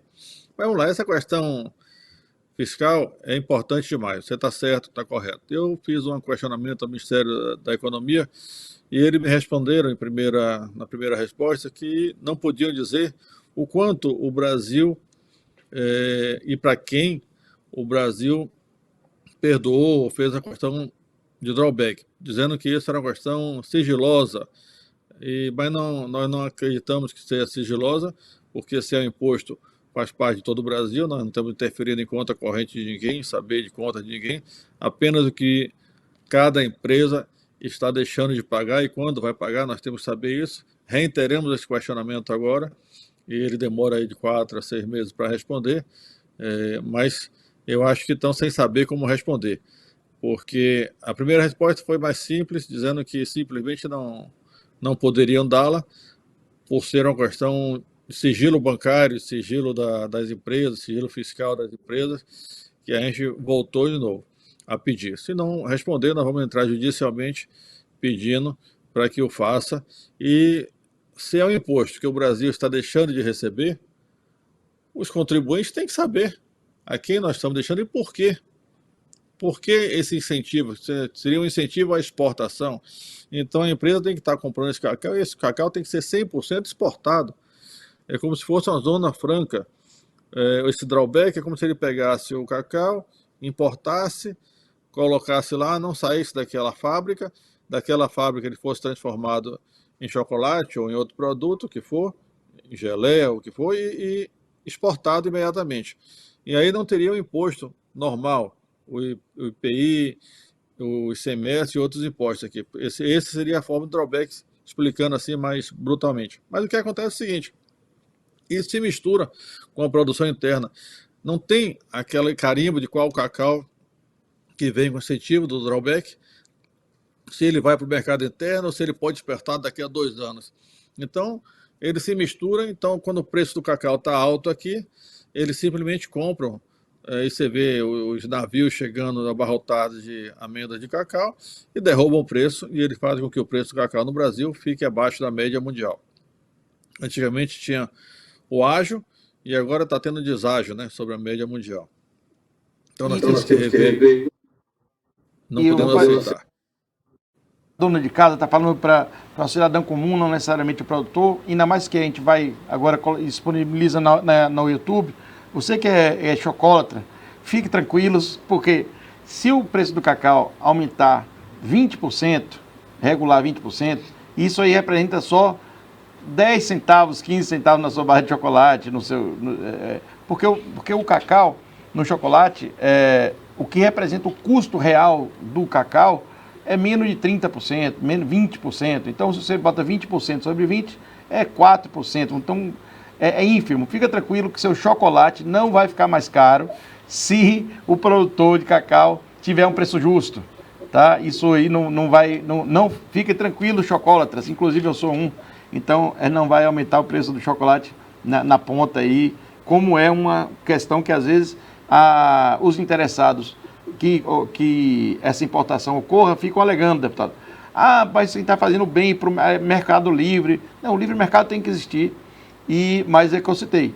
Açúcar na Europa, o açúcar do Brasil na Europa é taxado para poder subsidiar o produtor europeu, laranja, e por isso você vai. Essa bandeira do drawback, essa luta do drawback, aí eu coloco aqui na imprensa a responsabilidade nossa, quando um deputado federal, aí é um tema realmente que é notícia, e às vezes a gente é alarmista, perguntei se eu estou sendo alarmista ou não, porque realmente quando um deputado federal faz uma solicitação de informação sobre não vou usar o termo sonegação, mas uma isenção que já vem ao longo de anos e não é respondido, pessoal, tem que acender a luz vermelha, uma bandeirinha vermelha, e a imprensa, não é só a TVI, a imprensa regional, fica atenta sobre isso. Correto, deputado? Verdade. A gente tem que ficar muito atento com o que está acontecendo aí. O Brasil, o problema do Brasil não está na nossa produção, não está no preço do cacau, não está no preço dos nossos produtos agrícolas. Aliás, os nossos produtos agrícolas são soluções. Os produtores agrícolas têm dado exemplo para o mundo inteiro de que nós temos competência, capacidade de produzir bem. Basta o governo não atrapalhar. O governo não deve atrapalhar muito e interferir o mínimo possível e criar condições para que o produto possa ser escoado, criar condições para que o produto a gente possa ter um fertilizante mais barato, ao invés de ser todo do exterior, vinculado exatamente ao dólar. Mas veja bem, quando a gente pega esse preço do cacau e derruba, faz com que as pessoas não possam cuidar das lavouras do cacau. E importa de um país usando um incentivo fiscal e o produtor que sofre. E o produtor sofrendo, como o cacau, ele produz para se plantar, 5 anos é que ele vai estar produzindo plenamente, ele não vai plantar mais, ele não vai repor nem aquelas plantas que morrem. Então nós vamos ter uma queda de produção. E isso vai interferir no preço, sim, em 5, em 10 anos, muito mais do que aquele preço imediato, que é a visão das moageiras, é o preço imediato. É aquela visão exatamente do momento exato. Então a gente não pode aceitar isso, não. Isso aí tem que ser uma coisa muito mais ampla. Vamos fazer uma nova requisição. Uma nova requisição ao Ministério da Economia. E após essa requisição de informações, se ele não responder, nós vamos entrar judicialmente, como eu te falei. Nós temos que saber. Mas como eu estava dizendo, Kleber, o problema do Brasil está longe de estar na agricultura, está longe de estar nos produtores, está longe de estar nos preços dos produtos agropecuários. Nós temos hoje uma dita inflação que está sendo usada pelo governo, exatamente pelo Banco Central, para aumentar os juros. Qual produtor de qualquer produto de cacau, café, da pecuária, que pode tomar dinheiro emprestado para aplicar na sua fazenda aos preços que estão aí? Ele vai quebrar. ele não vai se sustentar. Porque o Brasil tem subido os juros. Esses juros que estavam em 2% do juro da Selic, aquele que o Banco Central, aqueles 9 diretores do Banco Central que se reúnem, e aí dizem, olha, motivado pela inflação, nós vamos subir o juro para conter a inflação. E aí isso já está em mais de 10%, 10,75%. Isso representa um custo para o Brasil, Kleber, de 250 bilhões, olha lá, eu falei bilhões, 250 bilhões ao ano. Toda a Europa, o juros está zero, 0,25%. Os Estados Unidos está 0,2%, 0,1% juros anuais. O Brasil já passou de 10%. O Japão é negativo. E aí o Brasil, com essas 9 pessoas, sobe esses juros. E eu vou te dizer uma coisa, de tudo que o Brasil arrecada, de toda a gama que o Brasil arrecada, dos 100% que o Brasil arrecada, 50% já vai para pagar o serviço da dívida pública, que é baseado nesses juros. Ou seja, o sistema financeiro recebe aí mais da metade de tudo que nós pagamos de imposto de renda, imposto sobre produto, as empresas pagam seus impostos todos, 50% vai direto para os bancos e não roda na economia. Os outros 50% da arrecadação do Brasil é que sobra para a educação, sobra para a segurança, para a seguridade social, para investimento em infraestrutura, tudo. Então, o Brasil está entregue hoje ao sistema financeiro. E o nossa pequena lavoura de cacau, os nossos produtores heróis, produtores de cacau, eles sofrem com isso também, porque sofrem com os bancos não aceitam, tudo que é para mexer em banco no Brasil é quase impossível, é impressionante. É quase impossível você ganhar algo contra o sistema financeiro. É muito raro alguém ganhar, inclusive judicialmente, algo. Então nós temos que mudar essa visão do Brasil, entregar de volta o Brasil para o sistema produtivo, para os brasileiros, para aqueles que têm o seu labor, seu emprego. E hoje nós estamos entregues ao sistema financeiro. Mesmo sem ser na nossa vontade, eu me considero, você, Kleber, todos nós somos, mesmo sem querermos, nós somos funcionários do sistema financeiro. Porque imagine, de todos os impostos que nós geramos, do nosso trabalho, dos nossos investimentos, todos os impostos, 50% vão para o sistema financeiro. O resto, o que sobra, é que está lá. Disseram que a Previdência Pública ou reformava, ou o Brasil acabava com a Previdência, ou a Previdência acabava com o Brasil. Mentira. É uma mentira repetida, Kleber. Quando 2% da subida da taxa Selic, 2%, que subiu 10%, né, subiu quase 10%, mas apenas 2% representa, só para a pessoa ter uma ideia que está ouvindo aí, representa toda a economia que foi feita da reforma da Previdência. Apenas 2%, porque cada 1% são 40 bilhões, mais ou menos, 2% dá 80 bilhões, em 10 anos 800 bilhões, que foi a economia que a reforma da Previdência fez em 10 anos. E para a gente ter um parâmetro de nossa região, a dívida do cacau todo não chega a 3 bi. 1 bilhão. 1 bilhão, né? 1 bilhão. E aí quando sobe 1% da taxa Selic, o custo por ano são 40 bi. Então, poxa, se o Brasil quiser fazer, faz. Se o governo quiser fazer, faz. Porque eles fazem muito mais para o sistema financeiro. Com motivos que são, olha, de tanto bater na cabeça do brasileiro, os juros subiram para controlar a inflação. Os juros subiram para controlar a inflação. Não existe mais inflação local que seja controlada pelos juros. O ferro, o minério de ferro, é um preço mundial. O cacau, por exemplo, é um preço mundial. Não adianta você subir juros aqui que não vai baixar o preço do cacau. Pode baixar sim o salário do empregado, a população. Então nós temos que mudar essa condição no Brasil, nós temos que ter coragem de dizer, olha, a ferida não está nesses custos pequenos, não está nesse bilhão que deve ao cacau, não. A ferida está ali, ó, na dívida pública. A ferida está nesse repasse criminoso, lesa pátria contra o Brasil, claro, lesa pátria, que o sistema financeiro brasileiro recebe. Aqui no Brasil são apenas 5 bancos. O Banco do Brasil, a Caixa Econômica, Santander, Itaú e Bradesco dominam mais de 80%. Nos Estados Unidos são 20 mil bancos.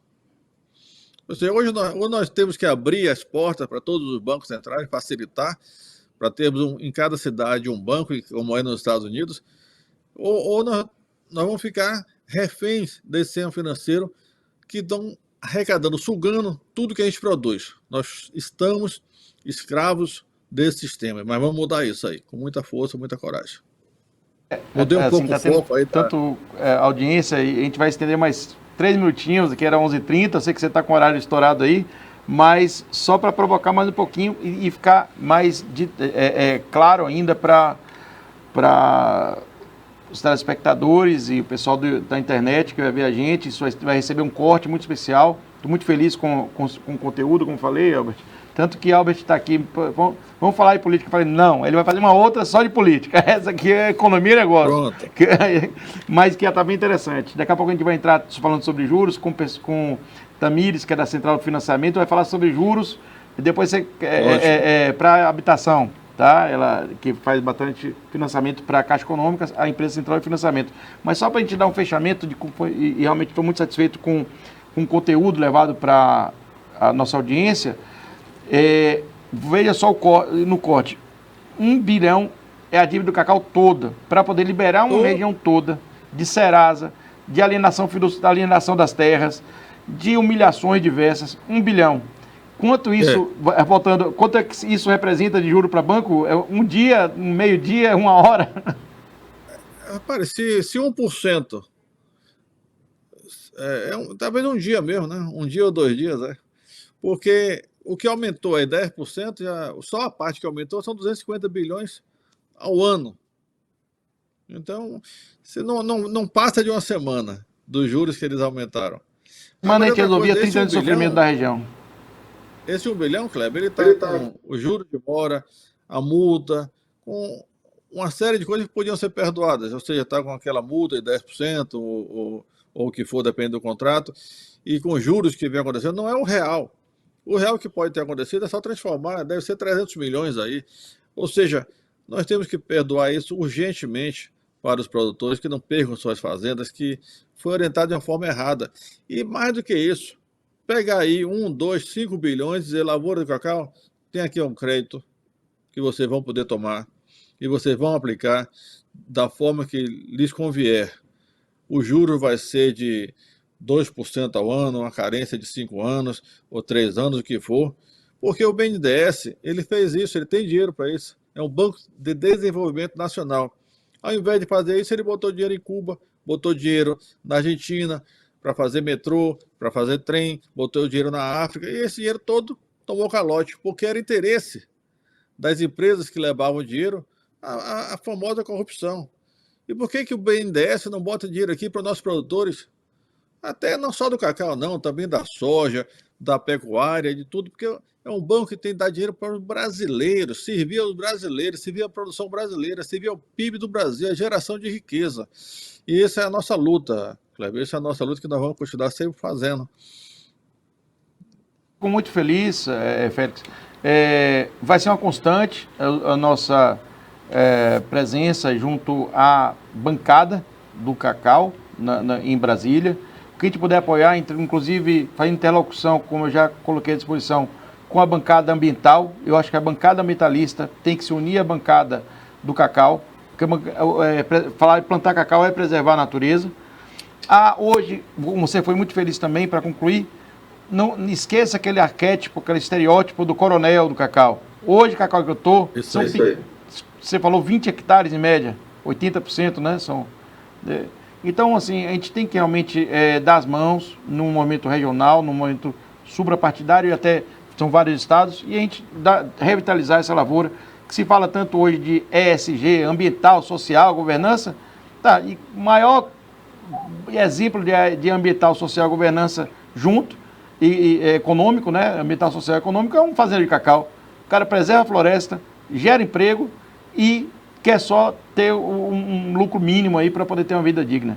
Obrigado pela presença, deputado. Palavras finais aí para nossa audiência. É verdade.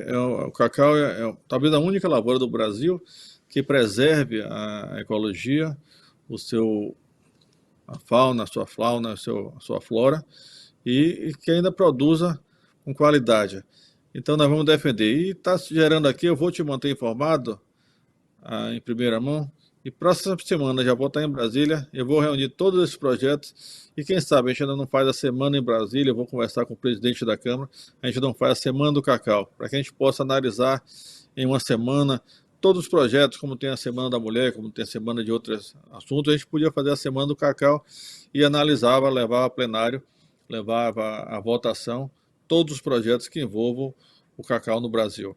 Eu acho que isso eu vou pleitear isso junto ao presidente da Arthur Lira e vamos tentar fazer a Semana do Cacau em Brasília com todos os projetos que tem de diversos deputados, né? Tem projetos que naturalmente serão os projetos que estão na Câmara, né? Mesmo vindo do Senado, mas eu vou pedir a ele que esse ano ainda a gente faça uma Semana do Cacau em homenagem a essa lavoura que tanto serviu à Bahia e ao Brasil. Obrigado, deputado Félix. Estou aqui na sua terra, aqui, Itabuna, e do saudoso Félix Pai. É isso Obrigado aí. pela presença. É isso aí. Entrevistamos aqui Félix Mendonça falando da bancada do cacau, de agricultura.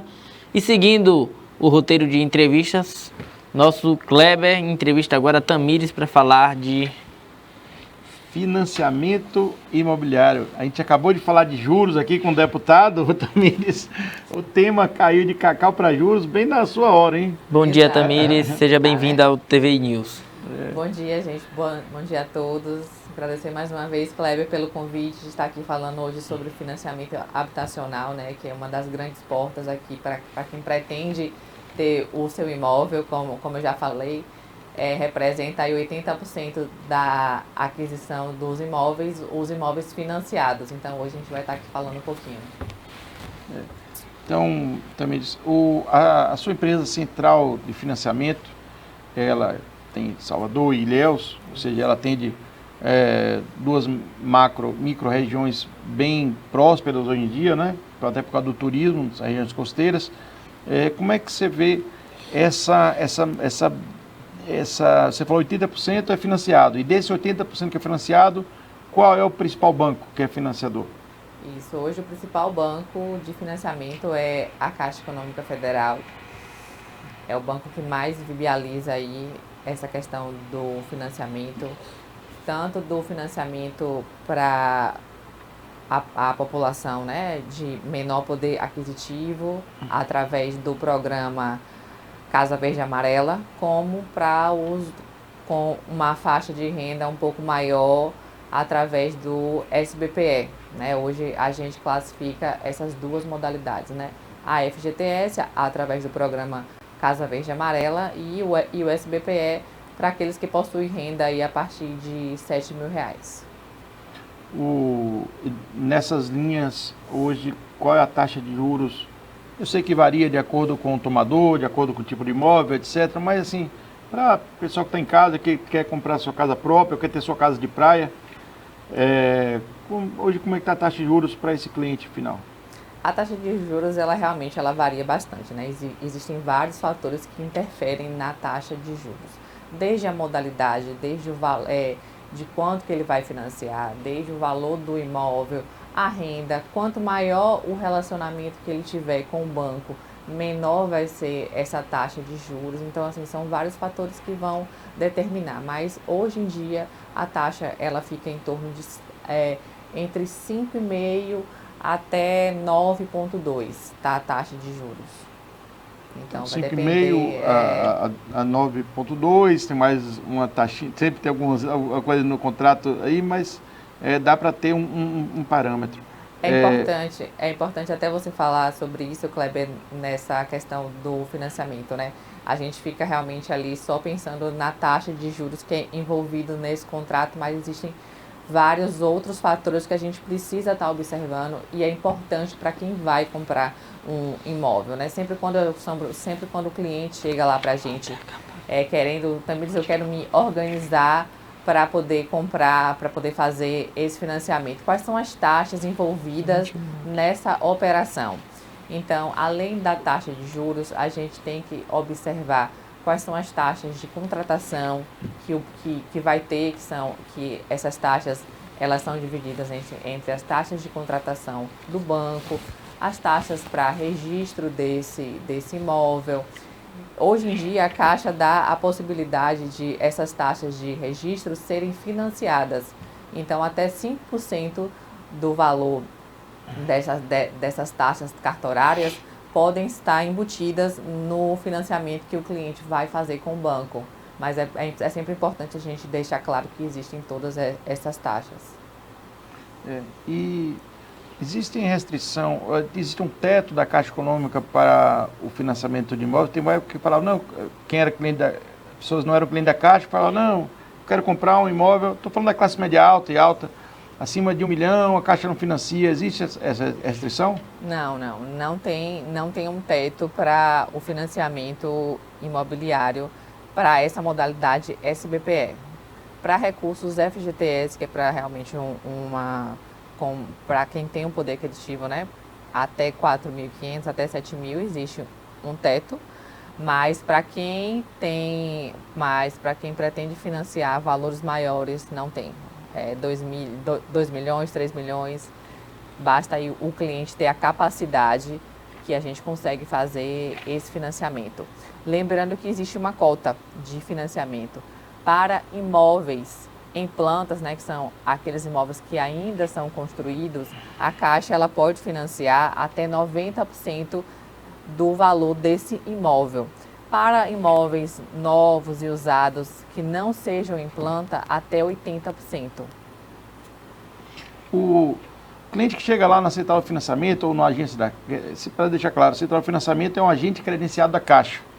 E é sempre importante ressaltar isso. Tem muita gente que se vende como consultor, eu vou conseguir, eu vou fazer. Então é sempre bom, se você vai buscar um financiamento, busque um agente credenciado. É fácil descobrir quem são agentes credenciados. Ou a própria agência da Caixa. Mas vamos lá, você como agente credenciado lá, seja em Salvador, seja em Ilhéus, tipicamente esse cliente ele consegue um financiamento. A Caixa é famosa por financiamento de longo prazo. Como é que está esses limites hoje? Até quantos anos se consegue financiar um apartamento, uma casa? Isso. O prazo mínimo que a gente consegue é até 120 meses. E o prazo máximo é até 420 meses. Mas lembrando que, embora o cliente contrate em 420, em 360, a Caixa deixa livre para ele mesmo fazer o cronograma. Então, vamos supor que o cliente está contratando aqui em 420 meses, ou ele chega para mim, não, mas eu queria contratar em 50 meses. Eu falo, não, o mínimo que a gente contrata é 120, mas você fica livre para fazer o seu próprio cronograma após a contratação desse financiamento. A Caixa hoje, ela já facilita, tem um aplicativo, é só baixar o aplicativo Caixa Habitação. Lá ele vai te dar a opção de gerar um boleto no valor que você quiser. Então, se você quiser, até é importante uma dica para quem quer amortizar e para quem quer pagar menos juros. Tem gente que fala, vamos pagar, pagando de trás para frente a gente consegue diminuir os juros, ou se a gente pagar várias parcelas, não. O ideal é para quem quer reduzir os juros, gerar um boleto direto do seu saldo devedor. Vai lá no aplicativo da Caixa, coloca o valor que quer amortizar, é gerado um boleto. Esse boleto você vai conseguir amortizar direto do saldo devedor, sem juros. E a Caixa vai te dar a opção. Você quer diminuir o prazo ou você quer diminuir a parcela? Aí você consegue fazer isso tudo pelo próprio aplicativo da Caixa e já facilita bastante. Só para... A gente fala assim, 400, são 35 anos. O cara começa a pagar com 30 anos, até 65 está pagando. Tem umas variações em relação à idade, né? Assim, com o máximo da idade, sei lá, 50 anos, para conseguir 32, porque isso, tem uns parâmetros já, né? Tudo no aplicativo. Hoje tem uma certa transparência desses itens, né? Hoje o máximo, né, que a gente consegue financiar é para um cliente que tem 80 anos e 6 meses. A gente consegue financiar até essa idade. Após isso, a gente já não consegue. Mas existem várias manobras, Kleber. Hoje em dia, até vou trazer algumas coisas aqui. Você consegue agregar a sua renda, por exemplo. Eu quero financiar um imóvel de 1 milhão, mas a minha capacidade financeira não permite. Eu posso agregar renda com outra pessoa, com meu esposo? Sim, com certeza. Com qualquer outra pessoa que eu nem tenha nenhum vínculo, Pode sim. Então a Caixa ela te dá essa liberdade de poder agregar a sua renda com qualquer outra pessoa. Então as duas pessoas irão participar no contrato, cada uma com a sua cota de renda. Se eu entrei com 15 mil e você entrou com 20 mil, eu vou ter um percentual maior nesse contrato, mas você também vai estar participando. Eu estou falando muito de Caixa, mas claro que Itaú, Bradesco, você com certeza, a Central Financiamento tem capacidade de assessorar. Mas, especificamente, fala muito da burocracia do Banco Estatal em relação à agilidade de Itaú, Bradesco. Como é que você percebe isso na prática? Você que seu dia a dia é esse, aprovar financiamentos. Então, hoje a Caixa, né, falando mais especificamente, ela já é sobre a Caixa, né, que você perguntou. Sobre a Caixa, como é que Sim, porque o senso comum é que a Caixa é muito burocrática. Isso, a gente traz isso muito forte, né, que a Caixa é muito burocrático, que o financiamento é muito complicado, mas a gente conseguiu tirar um pouquinho essa visão. E hoje em dia, por exemplo, a gente consegue aprovar um crédito no mesmo dia. Então, o cliente entrega a documentação lá, documentação básica, identidade, CPF, comprovante de renda e residência, é o que basta para a gente poder aprovar o crédito. Ele entregando, a gente aprova o crédito no mesmo dia. Depois disso, a gente solicita uma engenharia que dura em torno de 5 a 7 dias. Chegando o laudo válido, a gente já marca uma entrevista, assinatura com o cliente. Então, assim, todo esse processo que antes era muito burocrático, hoje a gente já enxerga uma nova realidade. É tudo muito simples, a gente não tem mais essa burocracia que existia. E o processo hoje dura em torno de 20 a 25 dias. Isso para imóveis que precisam que não tem um laudo de engenharia. Porque, por exemplo, os empreendimentos, né, os imóveis e empreendimentos que são financiados pela Caixa, eles já possuem uma avaliação de engenharia. Então, a gente só vai ter a etapa de avaliação do cliente, envia essa documentação para um órgão competente, depois ele retorna para a gente e a gente assina o contrato. Isso dura em torno de 3 dias. Então, ou seja, você fazer um financiamento imobiliário em 3 dias é recorde, né? Mas a gente costuma fazer sim, e isso para a gente já é rotina. Agora, para imóveis, né, que precisam realmente da engenharia, que é o processo que mais demora, em torno de 20 a 25 dias a gente consegue fazer esse financiamento. Quantos financiamentos sua empresa consegue? Estimativa, não é um número preciso, não, é mais ou menos quantos financiamentos em cada unidade, até para entender o tamanho do mercado de Salvador, o tamanho do mercado de Ilhéus. Você fala mensal, anual? Mensal, vamos dizer mensal. Mensal, a gente costuma fazer em torno de 40, 50 financiamentos. Em Ilhéus? Em Ilhéus. Então vamos dizer 500 por ano, 480, 500 por ano. É. E em Salvador? Hoje em dia a gente já tem mais de 2.000 financiamentos. A gente já faz uma soma de mais de 2.000 financiamentos nesse período. Salvador é o mesmo parâmetro ou mais? Não, Salvador realmente é um fluxo muito maior. Então a gente consegue aí dobrar essa quantidade de financiamentos lá. Nossa audiência, claro, a maioria é de pessoas físicas que estão ouvindo agora a gente, depois vai ver no YouTube, vai ver no Instagram, porque a gente vai fazer o corte e a edição dessa nossa reportagem aqui. Pessoas físicas interessadas no financiamento. Mas você tem também, você assessora empresas que querem estruturar loteamentos, incorporações. Como é que funciona esse tipo de assessoria? Hoje em dia a gente tem uma procura muito grande para esse tipo de financiamento, né? Aquelas empresas que começaram construindo casas, que começaram construindo vilagens, viram o mercado em um momento muito favorável e começaram a nos procurar para saber como que funciona essa questão de estruturação para o financiamento PJ, né, pessoa jurídica, na Caixa Econômica Federal. Então, hoje a gente faz todo esse acompanhamento, a gente prepara realmente a empresa para fazer esse financiamento dentro da Caixa, acompanha todas as etapas de financiamento. A Caixa hoje, ela oferece tanto dois tipos, né, de modalidade, o PEC e o apoio à produção. E com isso a gente tem uma crescente aí enorme com essa procura desses... Surgiram novos incorporadores, novos loteadores novos nos últimos anos. Exatamente, novos sim. Outro dia a gente estava aqui falando sobre economia verde, né?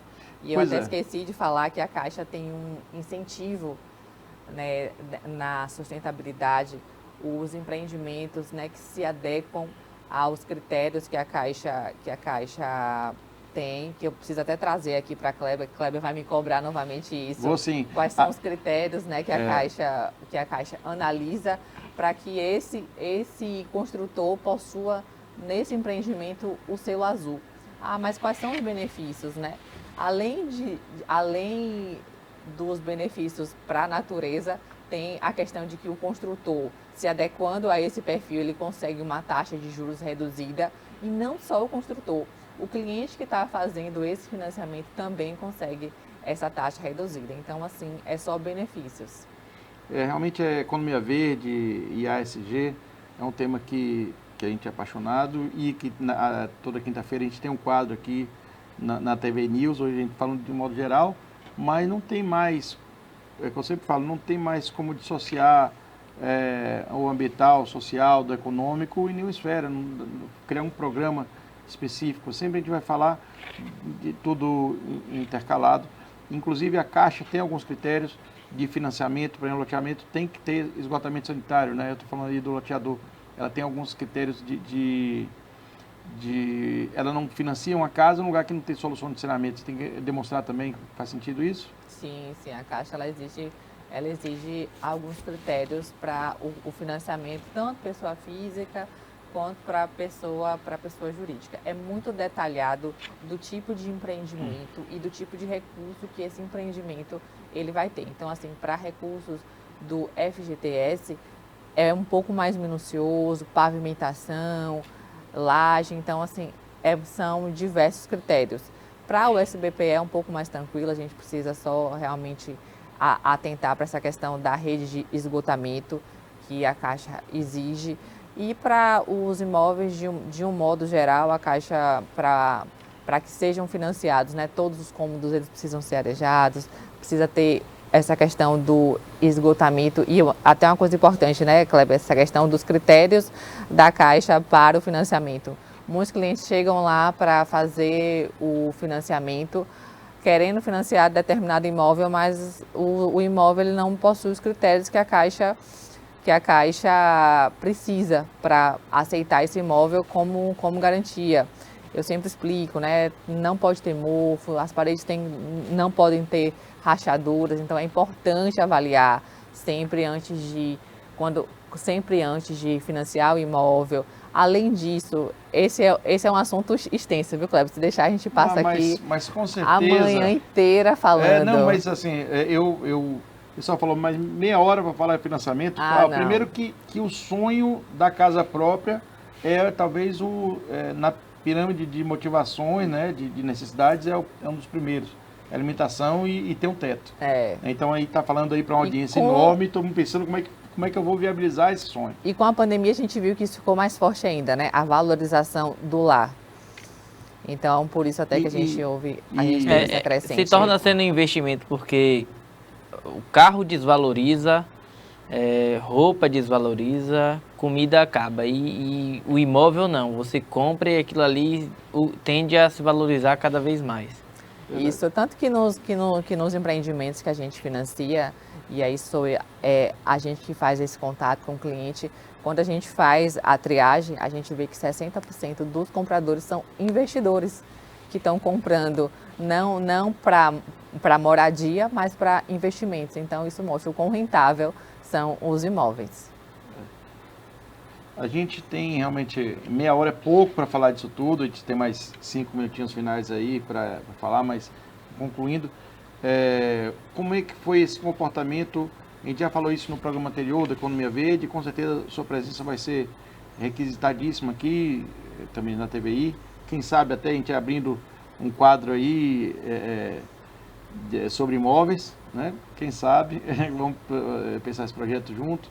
Sim. Porque esse é um tema, seja imóvel de lazer, o imóvel da primeira residência, o imóvel para investimento. Sim. O brasileiro, ele atribui ao tijolo, um tijolo, a terra, algo sólido, uma forma de investimento mais palpável, né? Diferente de bolsa, agora apareceu criptomoeda, etc.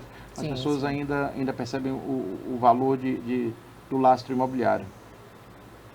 Você, nesse período, repetindo até uma pergunta que eu fiz na semana passada, Sim. mas algumas pessoas podem não ter visto, Uhum. a pandemia, o comportamento do mercado da pandemia para cá, o pré-pandemia, pós-pandemia, como é que você vê essa modulação aí, como é que mudou, como era antes, que mudou agora, pela sua percepção? Eu sei que todo dia você trata com 2, 3 incorporadores, 5, 10 pessoas que querem financiar. A gente teve um aumento estrondoso, assim, né? A gente percebe o quanto aumentaram a quantidade de empreendimentos até na nossa região. Isso a gente acompanha no Brasil inteiro. Mas, assim, na nossa região em especial, a gente vê uma crescente de mais de 50% de novos empreendimentos. E isso se dá ao fato a gente imaginava que a pandemia vinha para parar o mercado e a pandemia veio com essa questão de ficar em casa, da valorização, a questão do mundo digital. A gente evoluiu 10 anos em um ano. Então, essa possibilidade, né, de a gente trabalhar em home office, trabalhar em casa, conseguir agregar tudo num lar, fez com que ocorresse essa supervalorização que antes, né, o imóvel sempre foi o sonho, né, tá entre os grandes sonhos de todo mundo. Mas com essa pandemia a gente viu realmente essa supervalorização, a gente viu que mudou um pouquinho, as pessoas estão à procura por imóveis, né, com padrão mais elevado, por imóveis maiores, por empreendimentos que consigam agregar não apenas a moradia, mas o lazer e o home office, cresceram demais. Então, o mercado imobiliário pós-pandemia, ele só fez fortalecer e confirmar, né, o quão importante é o lar. E inovação, né? Alguns produtos inovadores, como por exemplo, não é propaganda, a gente tem que falar, o House, lá o Tons de Brisa, que é o primeiro residencial com serviços realmente de Ilhéus, que vocês participaram tanto para a ponta do comprador quanto do incorporador, né? E tem algumas inovações de mercado. Fala um pouquinho desse produto especificamente. E foi sucesso, né, Kleber? A gente viu que em um final de semana vendeu quase 90%, né? E um perfil realmente de investidores, que na sua grande maioria. Foi um projeto novo, né? Na nossa região foi o primeiro empreendimento nesse modelo. Acho que a própria construtora, né, tinha receio de como é que ia ser aceito pela população e foi um sucesso. Em um final de semana a gente conseguiu vender praticamente quase todo o empreendimento nesse modelo novo, né, que é o modelo mais compacto. E só para falar 90%, não foi 90% de 30 apartamentos, 90% de 300 e tantos apartamentos. 300 e tantos apartamentos, né, em um modelo mais compacto, mas que o empreendimento consegue agregar home office, né? Tem toda essa questão dentro do empreendimento. Também a palavra final aí para quem quer, quem está no mercado imobiliário, e você falar aí um pouquinho, as palavras finais sobre o sonho da casa própria e como é que encontra a central de financiamento. A central de financiamentos, a gente tem o nosso próprio site, né, que é o centraldefinanciamentos.com.br. Então, através dele, você pode solicitar a sua avaliação de crédito, enviar a sua documentação toda de maneira digital. Então, assim, hoje o cliente, para fazer o financiamento com a gente, só vai na agência para poder fazer a assinatura do contrato e mesmo assim, se tiver a assinatura digital, o certificado digital que a Caixa exige, pode ser feito até 100% digital. Então a gente facilita bastante, isso faz com que aí uma grande parte, a gente costuma dizer assim, dos 10 clientes que chegam lá procurando financiamento, 9 a 9,5 saem com seu financiamento e saem com sua casa própria. Então, hoje, o que era muito burocrático, o que era mais difícil, a gente consegue fazer de maneira mais fácil. Obrigado, Tamires. Até a próxima. Eu que agradeço, Kleber, essa oportunidade de estar aqui falando e a gente tem muito aqui para poder falar ainda. Esse Muitas tema é vezes. extenso. É isso aí. vezes. Tamires participou aqui do TVI News desta terça-feira e chega ao fim mais uma edição do nosso programa. Obrigado a todos os telespectadores. E para você que chegou agora e não acompanhou a nossa programação de hoje, pode ver a nossa reprise a partir das 13 horas, 18 horas e 22 horas. O TVI News com tudo o que aconteceu hoje. Desde já, obrigado e até amanhã.